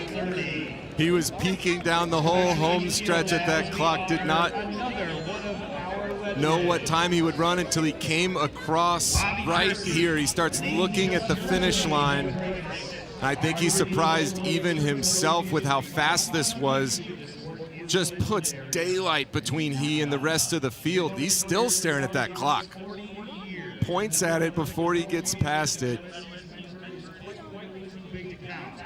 Just an incredible display of fitness and patience. The men to his inside. Brian Faust had almost all but made up that stagger on the backstretch, and I thought he was in trouble. Something looked amiss, but the way he was able to apply pressure and have such a patient race model from 200 to 400 meters, that's how you run 44.4. The number 9 time in the world this year, Christopher Bailey just ran it, and now he talks to Serenity. Now, I would like to take note that Christopher came and found me. After running a 44.4, he has all this energy, but it has to have something to do with training. Let us in on a little bit of those insights. Training is going well. This is my second year at Arkansas. So last year was just me getting familiar with the program and whatever. But this year, it's an Olympic year, so everything has changed. So I'm just prepared. And we've seen you on a world stage at World Relays. You have gotten a bronze medal indoors with the 4x4, actually. So talk to me about how you don't have a sponsorship yet you've been on these world-class relays and these world-class races. Track and field in the USA is deep, especially for the 400. So I'm not really too stressed about not having a contract. Making that outdoor team last year really set me up for this Olympic year. So I'm just focused on the big goal, which is the Olympics. Sponsorships come later. And the men's 400 is pretty wide open this year. How are you going to make sure that everybody knows Christopher Bailey's name? Just doing what I do best, going out there and putting it out on the track. That's it. That's all. Thank you so much. Thank you. Will? All right, thank you, Serenity. The Arkansas Razorback, Christopher Bailey, not only getting the Olympic standard, getting a new career best in the men's 400. High jump competition is getting started. We saw Vashti Cunningham warming up, bar up to 1.70 meters. In the live picture there as Anna Hall, who has a season's best to 170 this year. Coming back from injury, looking to piece this together after a hurdles race, and now simulating a little bit of that multi-event day with the high jump as well. The life of the multi-eventer for certain. What do you know about that? Not as much as Anna Hall knows. I was never that good, but she is just trying to get to the trials healthy and through the trials and into Paris with the confidence that she had in years past. Olympic standard in the women's high jump, 1.87 meters. Anna Hall, a personal best of 1.92. in Europe last year. 1,500 meter runners are getting warmed up down the backstretch. We can't tell you Tiffany Flynn won the women's long jump, so we continue to update you on all of these things as they happen. And the men's 1,500 start lists is right there for you, an Olympic standard of 3:33.5. Mile conversion up to 3:50.40. And a good list of runners here in this one. Josh Thompson will wear hip number 6 in that field, third at the 2022 U.S. Championships, made that World Championships final in Eugene, finishing 12th. He was 6th at the 2021 Olympic trials in this field of 14, paced by Rob Heppenstall. I always had an affinity for this race. I went to the University of Texas, got to watch Lionel Manzano, one of the greats, Olympic silver medalist in 2012. He was a teammate of mine. But now my affinity has grown into like a true love of the tactical nature and the speed that these athletes now possess. I think everyone wants to argue about, you know, super shoes this or like new surfaces that, but I think it's a different kind of athlete that's running the men's 1,500 now. I think that this Olympic standard, what they're chasing right here, 3:33.5, it's attainable for more than half of this field now. You saw Sam Prankel there wearing hip number 11, the 29-year-old who was 4th at the U.S. Championships last summer. Won the U.S. Road Mile last year, ran a season's best to finish 6th at the L.A. Grand Prix back on May the 18th. And what a competition that was for so many of these runners taking season's bests into today. Men's 1,500 is off and running. Josh Thompson, Amon Kimboy, Sam Prankel, Casey Nevillebard, Kieran Tunavate, among those that take nearly 4 laps around this track here, the Edwin C. Moses track in Atlanta. Morehouse College and Nick Dahl, 25-year-old American, will go straight to the front, following Rob Heppenstall, the man tasked with setting the pace here today in the ATL. Amon Kimboy runs up there in the top 3 as well, with Josh Thompson on the inside. See how quick Heppenstall takes them through the first quarter, kind of just setting the table and giving them the chance to dip under that standard. The split at 800, the all-important split. Everyone just trying to get to that moment in a good position, on time, on pace. Low hands, easy breathing on top of yourself. Shouldn't be overexerted, shouldn't feel easy by any means either. But everybody here for one reason and one reason only, and that's to leave here with a nice standard and a ton of momentum going into the month of June.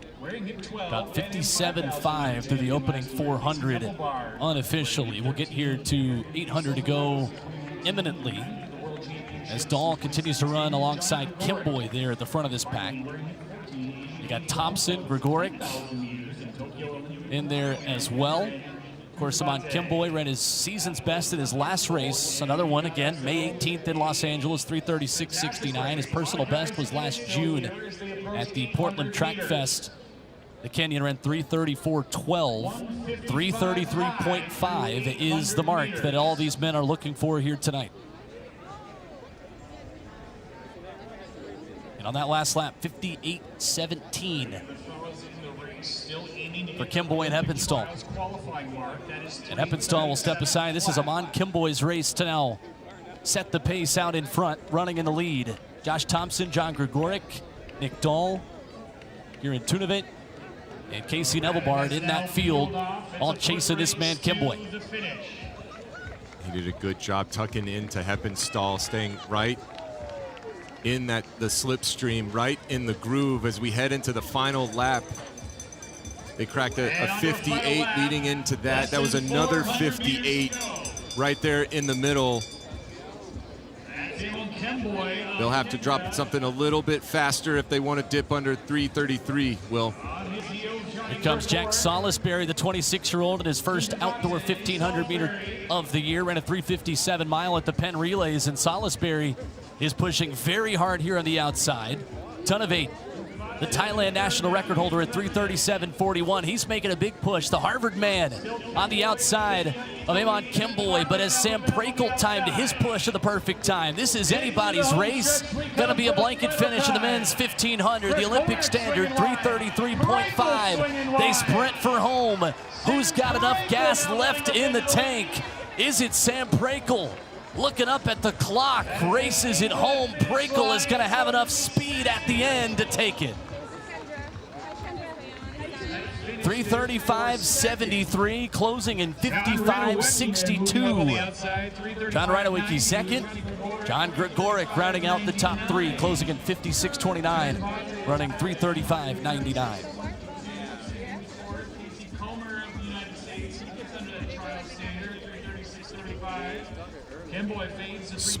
Smart race from Sam Prakel. Timed his move, waited till about 2:25 to start to push to the outside shoulders of the leaders.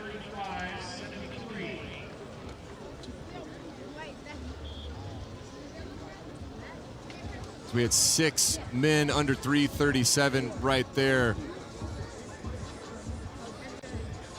Coming through in this last 100, almost going 5 wide, but Prakel looking strong, tall, relaxed. Sizable field here in the women's 1,500 meters. We will allow them to get underway to introduce the athletes while they are racing. We've got So Prakel, in a very close finish, takes it.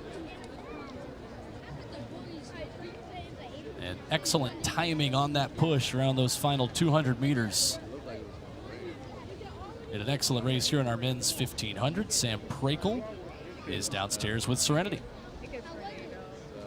Now, Sam, you have plenty of experience for a race like this. So how has your experience just made you feel more comfortable in high caliber racing?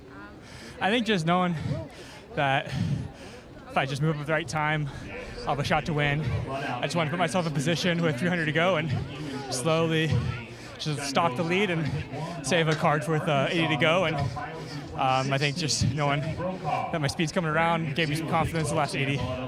And you've spoken about focusing more on yourself this year. What does that look like for you? Just going into the race, trusting my training, knowing I can compete with anyone, and if I just move with confidence in the race, that I'll be happy with the effort. You basically matched your season 5 out here today. Are you happy with the race? Yeah, I mean, we didn't know if the race would go fast or not, and I think I just wanted to kind of not worry about time too much and focus on winning and competing, because that's what's going to matter at the trials. And good luck at the trials. Congrats. Thank you. Will?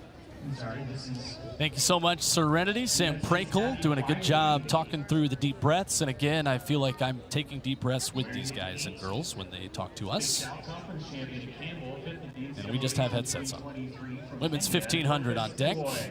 Olympic standard here is 4:02.50. Or for a mile, 4:20.9. We've got 3 ladies who have run that standard, including Canada's Lucia Stafford, who ran a personal best at the LA Grand Prix May the 18th, securing that Olympic standard, the 2-time defending Canadian champion. And it is a very good thing to be running personal bests leading into an Olympic Games.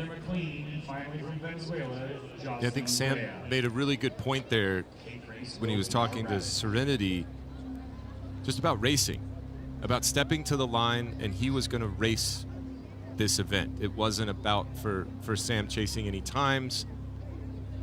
It was about getting in, staying in the right position, and making the move when he needs to. And this women's field is chock full of savvy racers. So women's 1,500 is off and running. You got Lucia Stafford. You've got Heather MacLean, ranked 8th all-time in U.S. history. In September 2022, she ran 3:58.76. Secured the Olympic standard by 100th at the LA Grand Prix, running 4:02.49. You see the overhead look at these ladies getting started. Addie Wiley is in this field as well, 20-year-old who was 5th at the World U20 Championships in 2022, number 11 all-time in U.S. history. Back on April 20th, ran 4:03.45. She was 5th at the U.S. Championships last year, a very talented half-miler and miler that U.S. track and field fans are starting to know as a household name at 20 years old. Let's check in real quick downstairs with Serenity. I'm with the winner of the women's long jump, 671, Miss Tiffany Flynn. I know you were just talking about consistency. Is that what you were looking for coming into today? Honestly, yes. Just trusting my training and trusting that the big jumps are coming. So with consistency comes a big jump. So just trusting my training, and the consistency is a show that I'm doing what I'm supposed to do. So. Now, I know you personally, so what were you looking for coming into today? Give me a mark. 7 meters, to be real. And that's okay? For real. Yeah. Now, what's next for you in between now and Olympic trials? I'm going to do Chula Vista next week and then gear up for trials. Good luck. Thank you. Back to you, Will. Thank you, Serenity. And the women's 1500, the pacer is off on the outside, and we've got Heather MacLean running right there up front here in this field. That pacer was Kate Grace, who just clocked around 2 minutes in the 800 earlier this evening, doing double duty, maybe getting a little bit of a workout right here, trying to pull these women along. Went through that first 300, 46.04, 67.09. MacLean and Stafford there leading proceedings. Got Dorcas Ewoy of Kenya, Addie Wiley, who we mentioned, Stephanie Brokaw, the American, and a quick top 5, single file here, waiting to maybe make a move here. Stafford, the Canadian, right behind Heather MacLean, the American.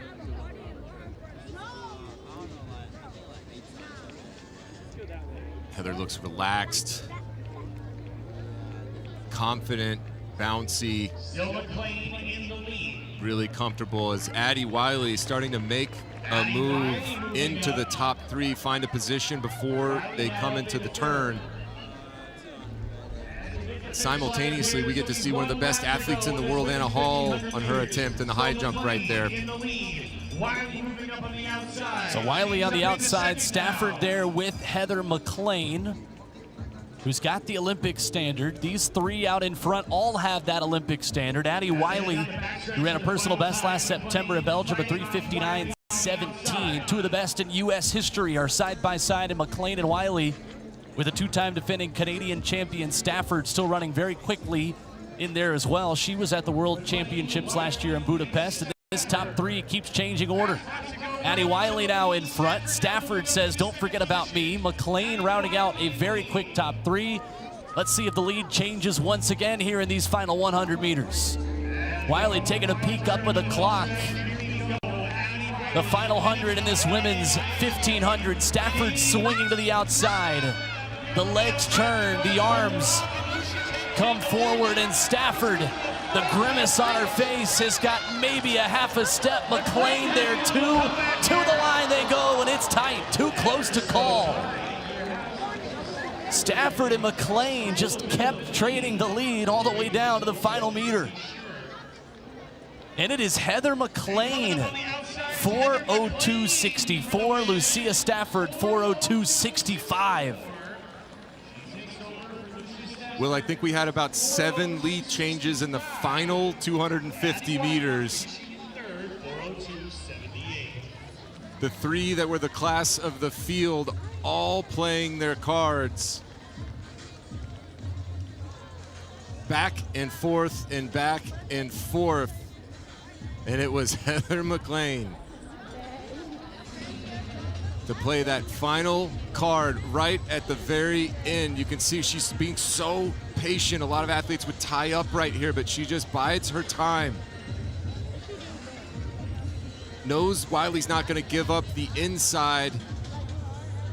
Sneaks onto that outside shoulder to just get Stafford at the line. Wow. And it's as close as it gets as you look at this finish again.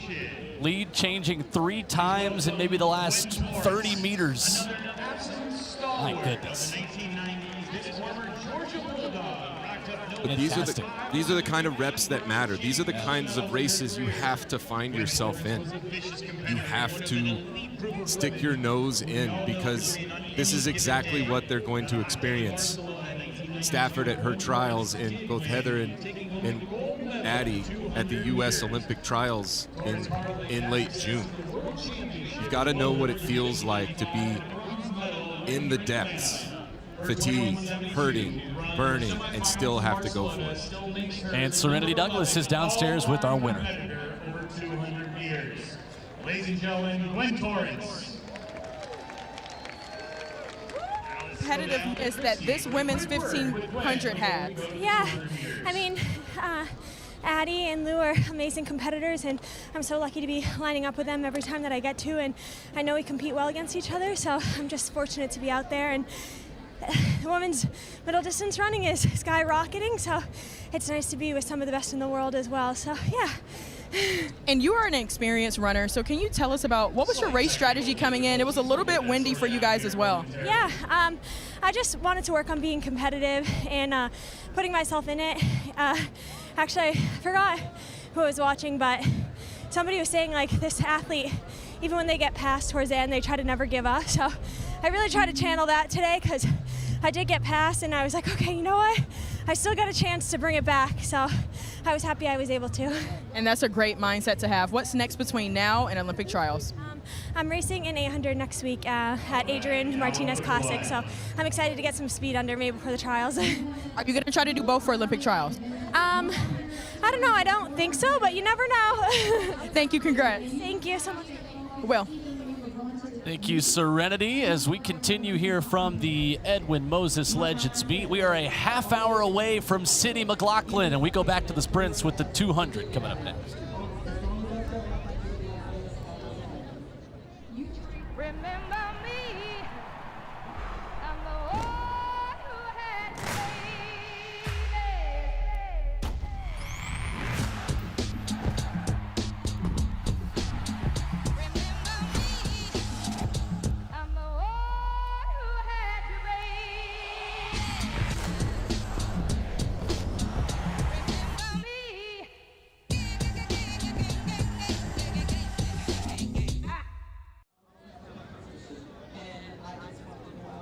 Back in Atlanta, Morehouse College, where we bring you the debut of the 2024 American Track League season.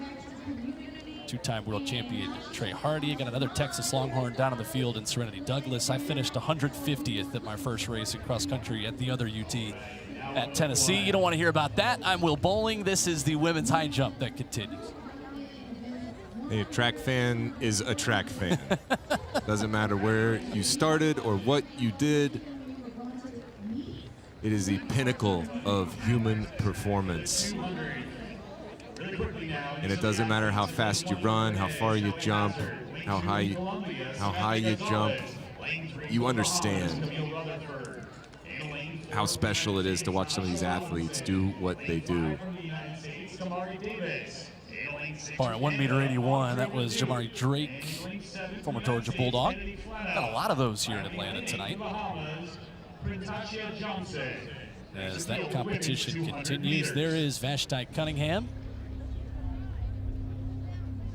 And there is the start list for the women's 200. Tamari Davis, 21-year-old who has already achieved so much. Gold in Budapest with the U.S. 4x1. Was at the World Relays with the United States earlier this month. Third at the U.S. Championships last year. 9th in the world final. And she'll have the now Canadian record holder at 100, Andrea Leduc, to her outside. Davis is in lane number 5. Olympic standard 22:57, the mark that these ladies are gunning for. Lead start as we watch Tamari Davis run in lane number 5 here right in the middle of your screen, and it is an excellent start for the decorated U.S. superstar sprinter. With Leduc to her outside, it's Tamari Davis stepping away from the field, trying to hold off the Canadian to her right. They continue stride for stride. Leduc making up ground, and Leduc will take it.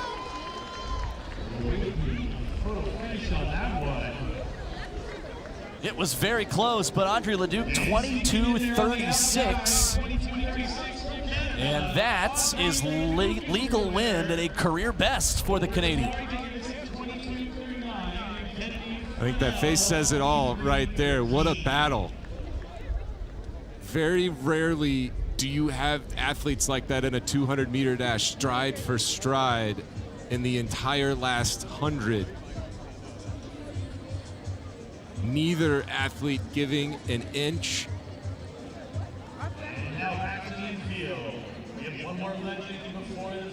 Each of them just pulling the other one along to that time. That's a fantastic run here this evening by Audrey Leduc.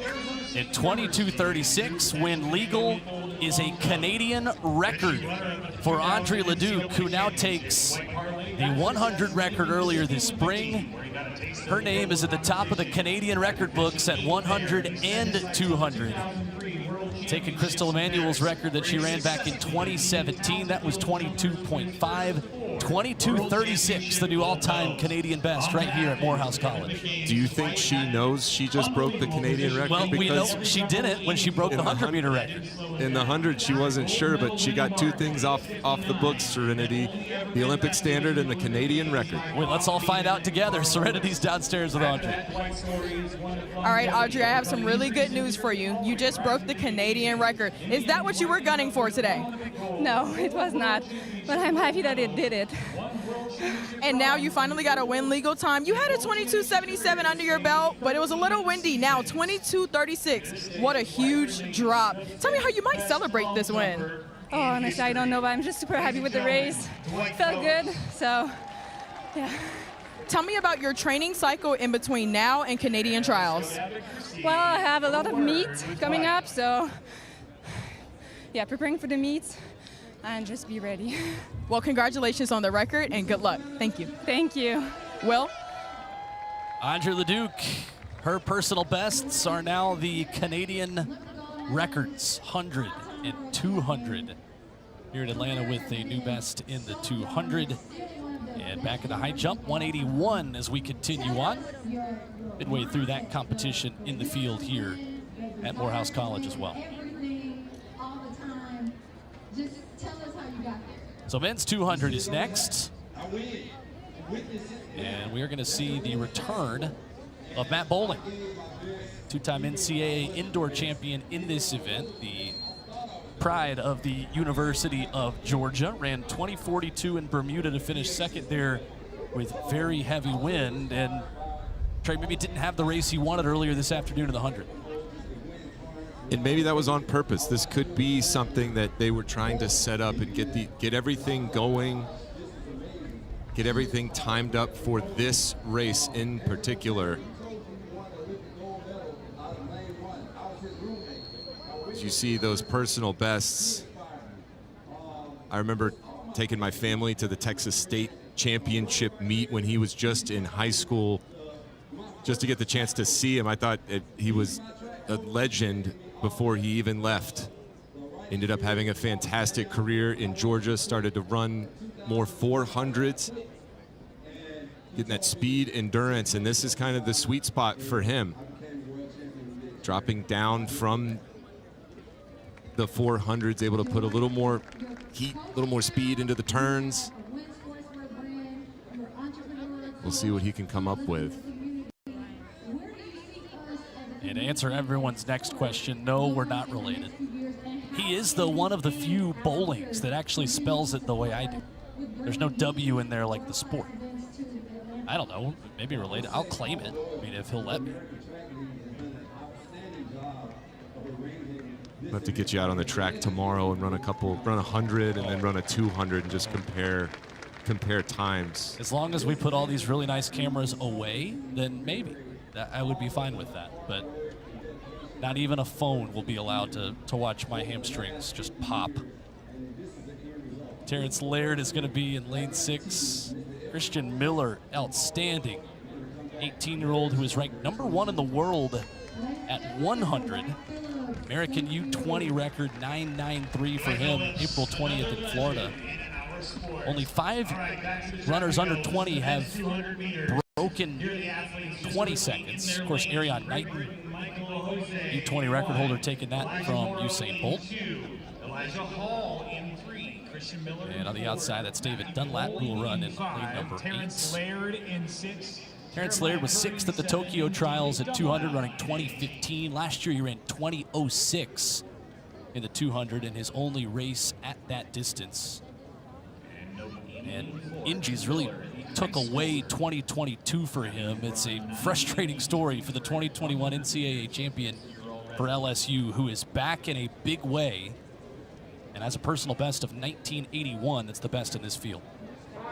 Yeah, looking forward to see Terrence get back on track, get back to his old ways, set the world on fire that season in the NCAA. One of the fastest men in the world that year. And each race stepping back closer to that form. A couple of years ago, Matt Boling was the high school superstar sensation. Now it's Christian Miller from Creekside High School. Today they run side by side, Miller in the red and black in 4, Boling in the all black in 5.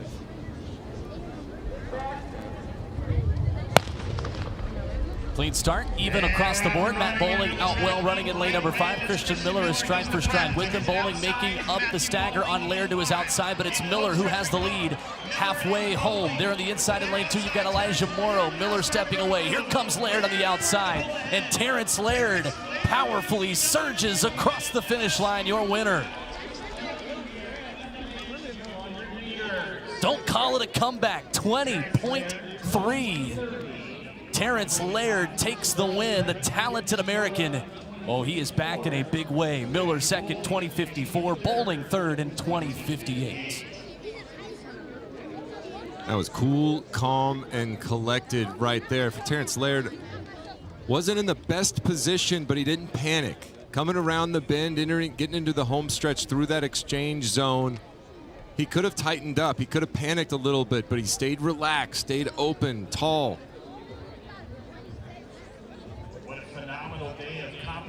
Really, really lovely running. Like, it just looks so smooth when he's running. So happy to have him back.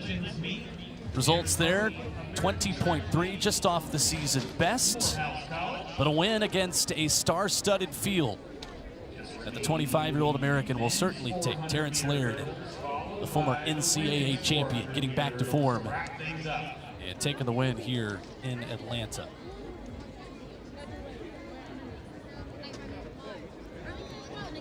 Let's go downstairs to Serenity. So I'm going to call this one, where has Terrence Laird been? You had a huge impact in college. Where did you go? Just injuries, just kind of all the chips stacking up against me. But now I'm healthy now. I'm just getting ready for Olympic trials and see what I can do. So to have been dealing with injuries like that, coming back out here, it can be tough because there could be a mental block and you never know if something can happen again. So how do you prepare for races such as this? It's just another race. Just because, you might feel something, nobody's 100% healthy. And I've went through it all through LSU career and before, so it's just another day at the office. Just go out here, put my best foot forward and run, see what I can do, and then make the tweaks and corrections next week at practice. Tired, can't breathe. Well, of course you're tired. You just ran really fast. Yeah, I guess it was all right. I feel like a lot of things I could have already done better, but it's all right. I'm cool with it. And you packed your bags. You're no longer in Baton Rouge. You are now training in LA. Who's your training group? What is it like? I'm by myself. I'm with Coach Darrell Smith, of Cal Poly Pomona. And we just kind of been just working on things where, just getting stronger, focusing on a lot of things deficiencies I had, and just staying healthy is the hardest part. Just because of all the injuries I've had, just kind of just setbacks and everything. But we got a plan and it's going to come to fruition. Thank you. Congrats. Thank you. Well. Thank you so much, Serenity. And that leaves us with what we might say Trey Hardy is the main event. I think that's a safe assumption. 400 hurdles are on deck. The men followed by the women. Sydney McLaughlin gets ready to run in 10 minutes. Remember me, I'm the one who had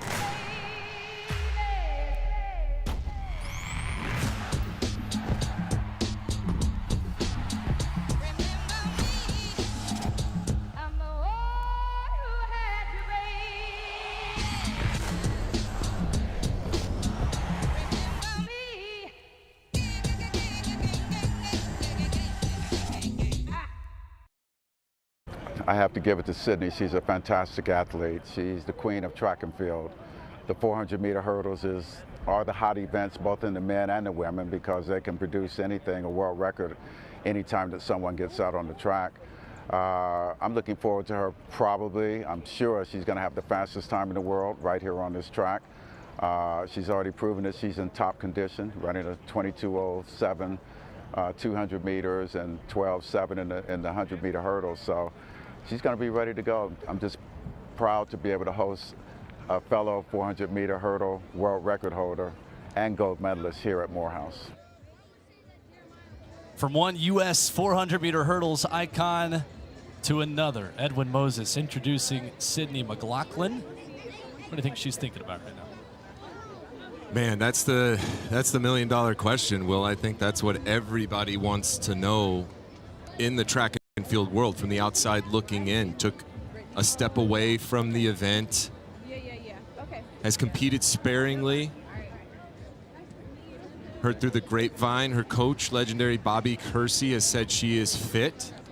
And I don't know what that means. If he said that she's been fit in years past, and also that was right before she set those world records. So no matter what, we're in for a treat. She's run a blistering 200-meter dash, so we know that her speed is there. She's run a very quick 100-meter hurdle race, so we know that the technique and the form is there. But the 400-meter hurdles is a different kind of beast. It's not just speed and it's not just technique. There is strength and power and rhythm. All of those things have to come together for 400 meters and 10 hurdles in order to put something down that is worthy of that woman right there. Getting in the zone and getting ready for her race in the women's 400-meter hurdles. Top time in the world is 53:72. Sid takes the track in just about 10 minutes.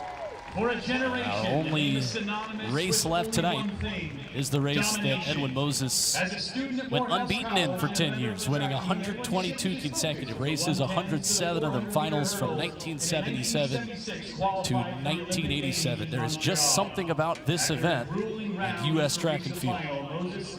Just hearing you say that, it doesn't sound real. I think for myself of this generation, we can only,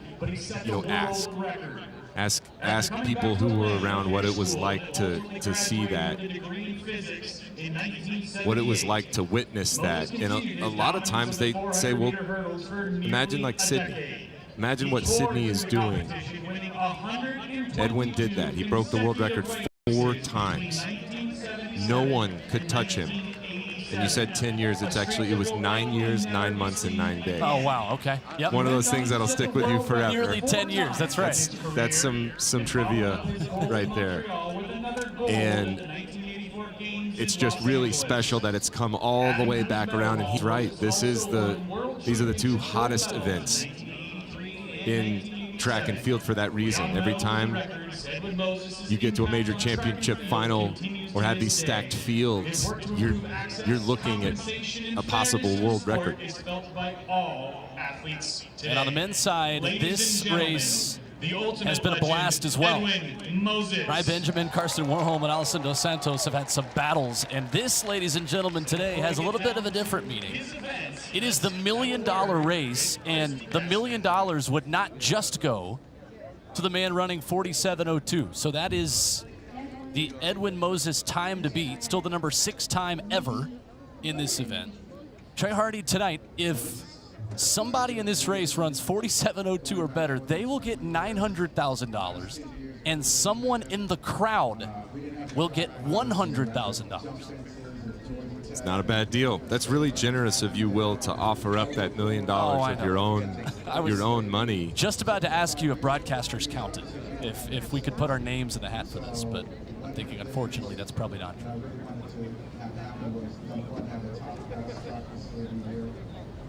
So that is the personal best of Edwin Moses. So they're going to have to hit it exact. I'll specify here, and I'll get this right. There are hundreds of thousands of dollars on the line. This is something that I want to get correct. If the winner runs 47.02 on the dot, not 100th higher or lower, then somebody sitting here with us in Atlanta tonight is taking home a smooth 100 grand. And the winner would take 900 grand. I love it. Would not be a bad day at the office here. In the marquee event. So we've got an excellent field here in this men's 400-meter hurdles. The Olympic standard is 48.7. Last July, Khallifah Rosser of the United States ran 48.71. Ever so close to that mark. But he has broken in his career. 47.59 is his PB. He was 5th at the Eugene World Champs after a 3rd place finish at the U.S. Championships.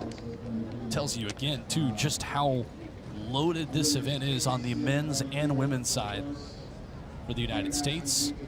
Audric Bailey is in here as well. Ran a personal best to finish 4th at the 2021 trials, 7th at the 2022 champs. The 30-year-old will be in lane number 5. World lead 46.63, belonging to Alison dos Santos. Yeah, it can't be understated what Karsten Warholm and Rai Benjamin have been able to do over the last 3 or 4 seasons, and just really open the floodgates of what's physically possible in this event. For the longest time, it was Edwin Moses, then Kevin Young, and those records stood for a really long time, and they seemed not quite unattainable, but just out of reach. And now, all of a sudden, we've got Dos Santos. We've got a whole slew of people worldwide that are running times now that would win medals in major global championships. And some of those times that won those medals wouldn't even make finals now. It's just a new dawn and a new era. 122 consecutive races. This guy was not only a talented runner, he was a physics and industrial engineering major at Morehouse. That is not the easiest thing to study while you're running over hurdles and winning hundreds of races. Winning U.S. titles in 77, 79, 81, and 83. And then, let's go to physics and industrial engineering and learn about things that are way over most people's heads. Yeah, right there. The man he was hugging right there is the famous Bobby Kersey, coach of Sydney McLaughlin, coached Allison Felix toward the end of her career.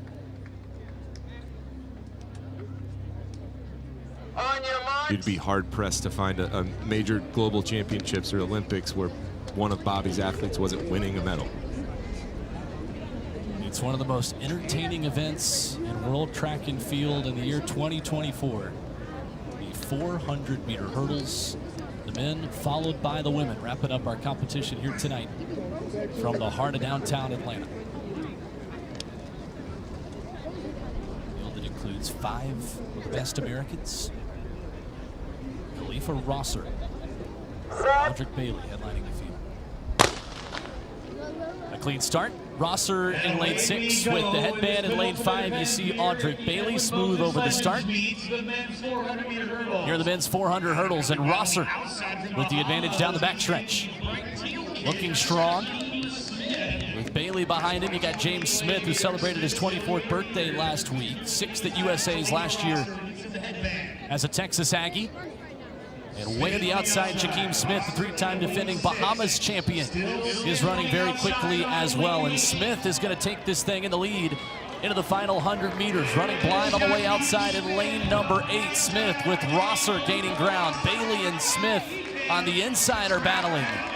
And Shaquem Smith from the Bahamas maybe never saw another runner the whole race, and none of them beat him anyway. 48.79, he just barely misses the Olympic standard, but that is a huge personal best for the 3-time defending champion from the Bahamas. Running out there on an island, literally and figuratively, the man from the Bahamas. Call it running scared, call it running blind, but whatever it was, that worked for Shaquem Smith.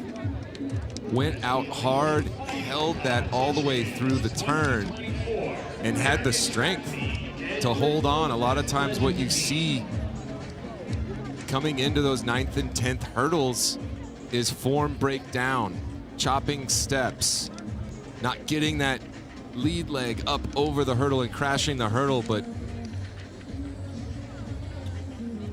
he keeps waiting for someone to run up next to him, and they were not going to make it in time. Shaquem Smith, fantastic personal best.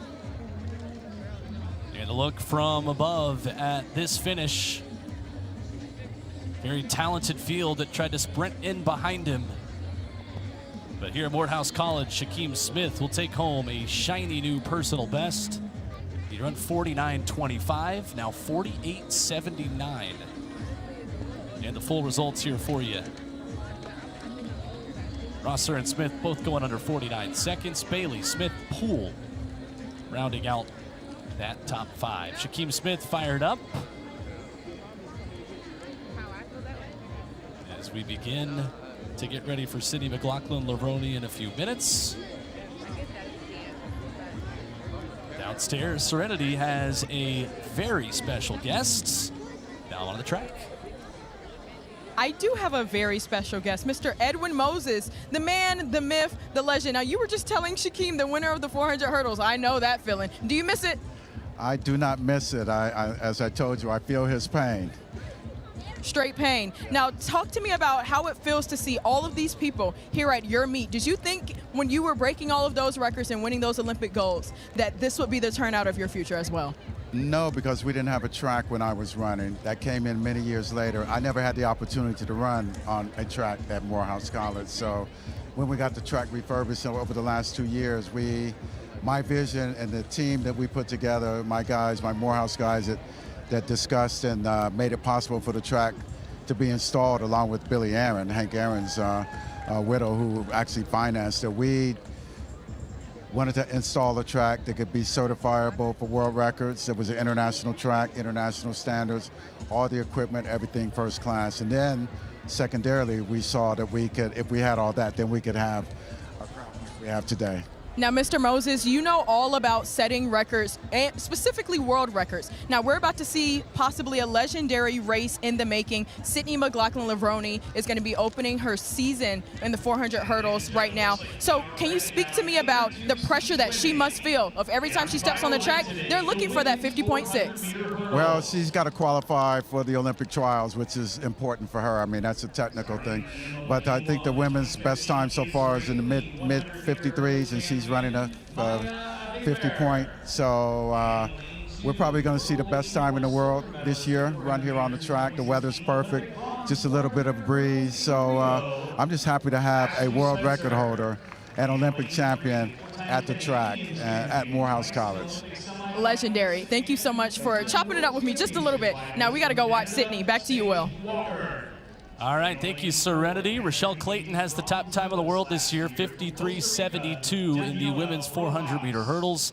And the lady that has run the fastest time ever in this event is back. Sydney McLaughlin-Levrone for the first time since August 8th, 2022 in Hungary, on a day where she ran 51.68. Sydney is back in her world record event. Trey Hardy, what do you want to see from her today? I want to see how it all comes together. I think we're poised to see one of the fastest runs in history based on her fitness, based on the 100-meter hurdles we've seen, the 200-meter dashes we've seen, and over the Atlantic, there's a Dutch woman named Femke Bol who has been setting the world on fire and made it known that she wants gold in Paris in this event. But the only thing standing between her and that gold is this woman right here, Sydney McLaughlin-Levrone. There's been a lot of build-up to this event, to say the least, Will.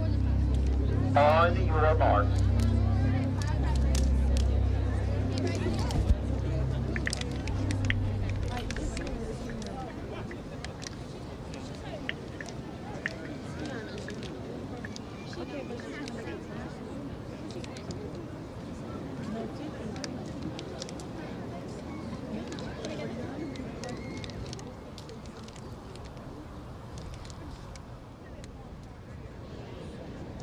set. A clean starter with that. Sydney McLaughlin-Levrone is back in her signature event over the first hurdle. The world record holder gets started around this track at Morehouse College in Atlanta. She got out really, really well. Not chopping her steps quite, but she's got lots of speed. She's trying to learn how to drive this new fast car. Coming around, looks smooth and in rhythm, is making up staggers and putting distance on the field at 200. A world record holder in our midst in Atlanta. Look at her go. Sydney McLaughlin-Levrone is back in a big way. The crowd at their feet. They're seeing a world record holder live in person. Her first 400 hurdles since August of 2022. It's going to be quick. The world record holder is here. Look out, world. Sydney's back. 52.7. And by over a second, the #1 time in the world in 2024. We knew we'd get a world lead. Barring tragedy, we knew it would be Sydney. That's about as easy and smooth and controlled as anyone has ever run any race. That was just butter.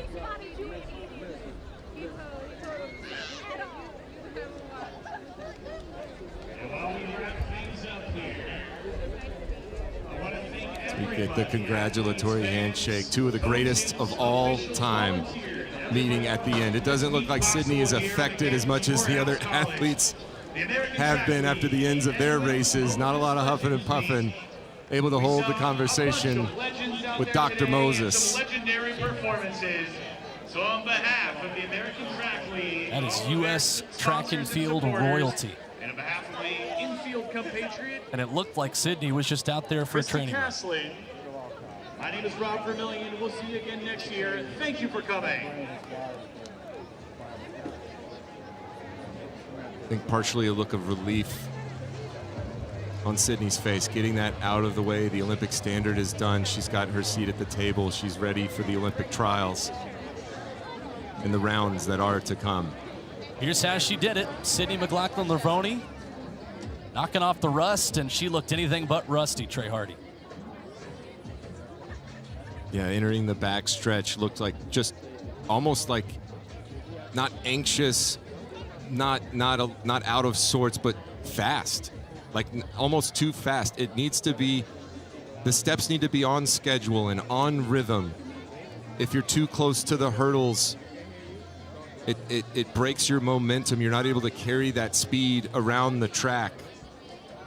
And it doesn't matter if you're Sydney McLaughlin or someone just learning the event with 100 meters to go, it hurts.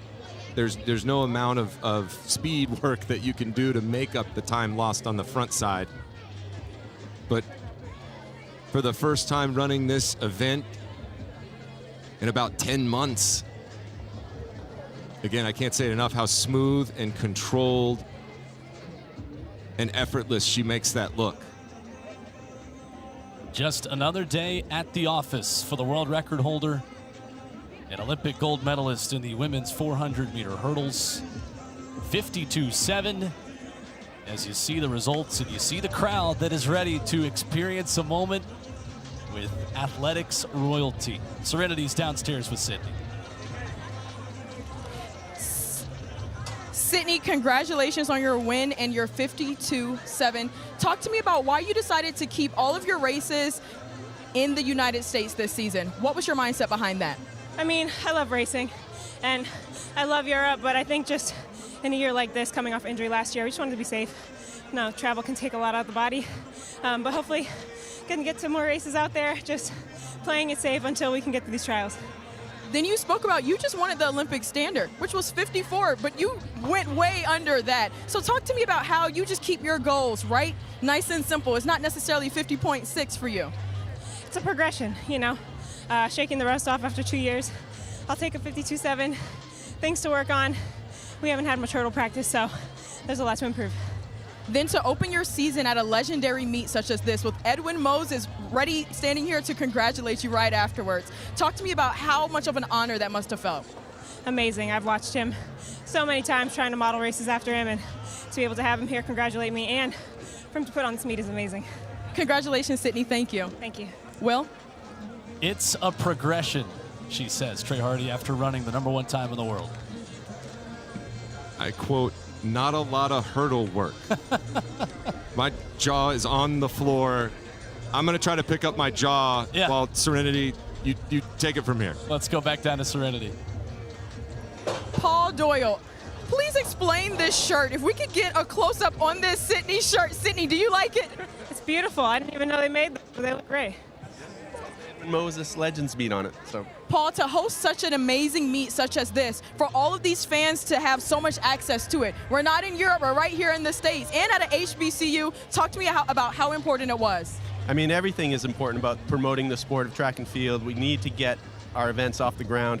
We had the best crowd since the 1996 Olympics tonight. How many there were? An amazing event. Kids loved it. Fans loved it. We need to do more of this. I'm going to put you on the spot, Paul. Which one was your favorite race to see today? Come on. Of course. I did love the 1500 as well, though. The women's 15 was pretty. Now, Sydney, I'm going to sneak over to you as well. I saw you still listening to music all the way up until your race. Let us in. What were you listening to? Caleb Gordon. Shout out, Caleb. Thank you, Sydney. And thank you, Paul. Back to y'all, Will. All right. Thank you, Serenity. Great work downstairs all night. What an opener. There she is, back at the 400 hurdles, first time since August of 2022. There's stars and there's superstars. And that right there is a superstar. Everybody coming out to see something special. And she is special every time she steps on the track.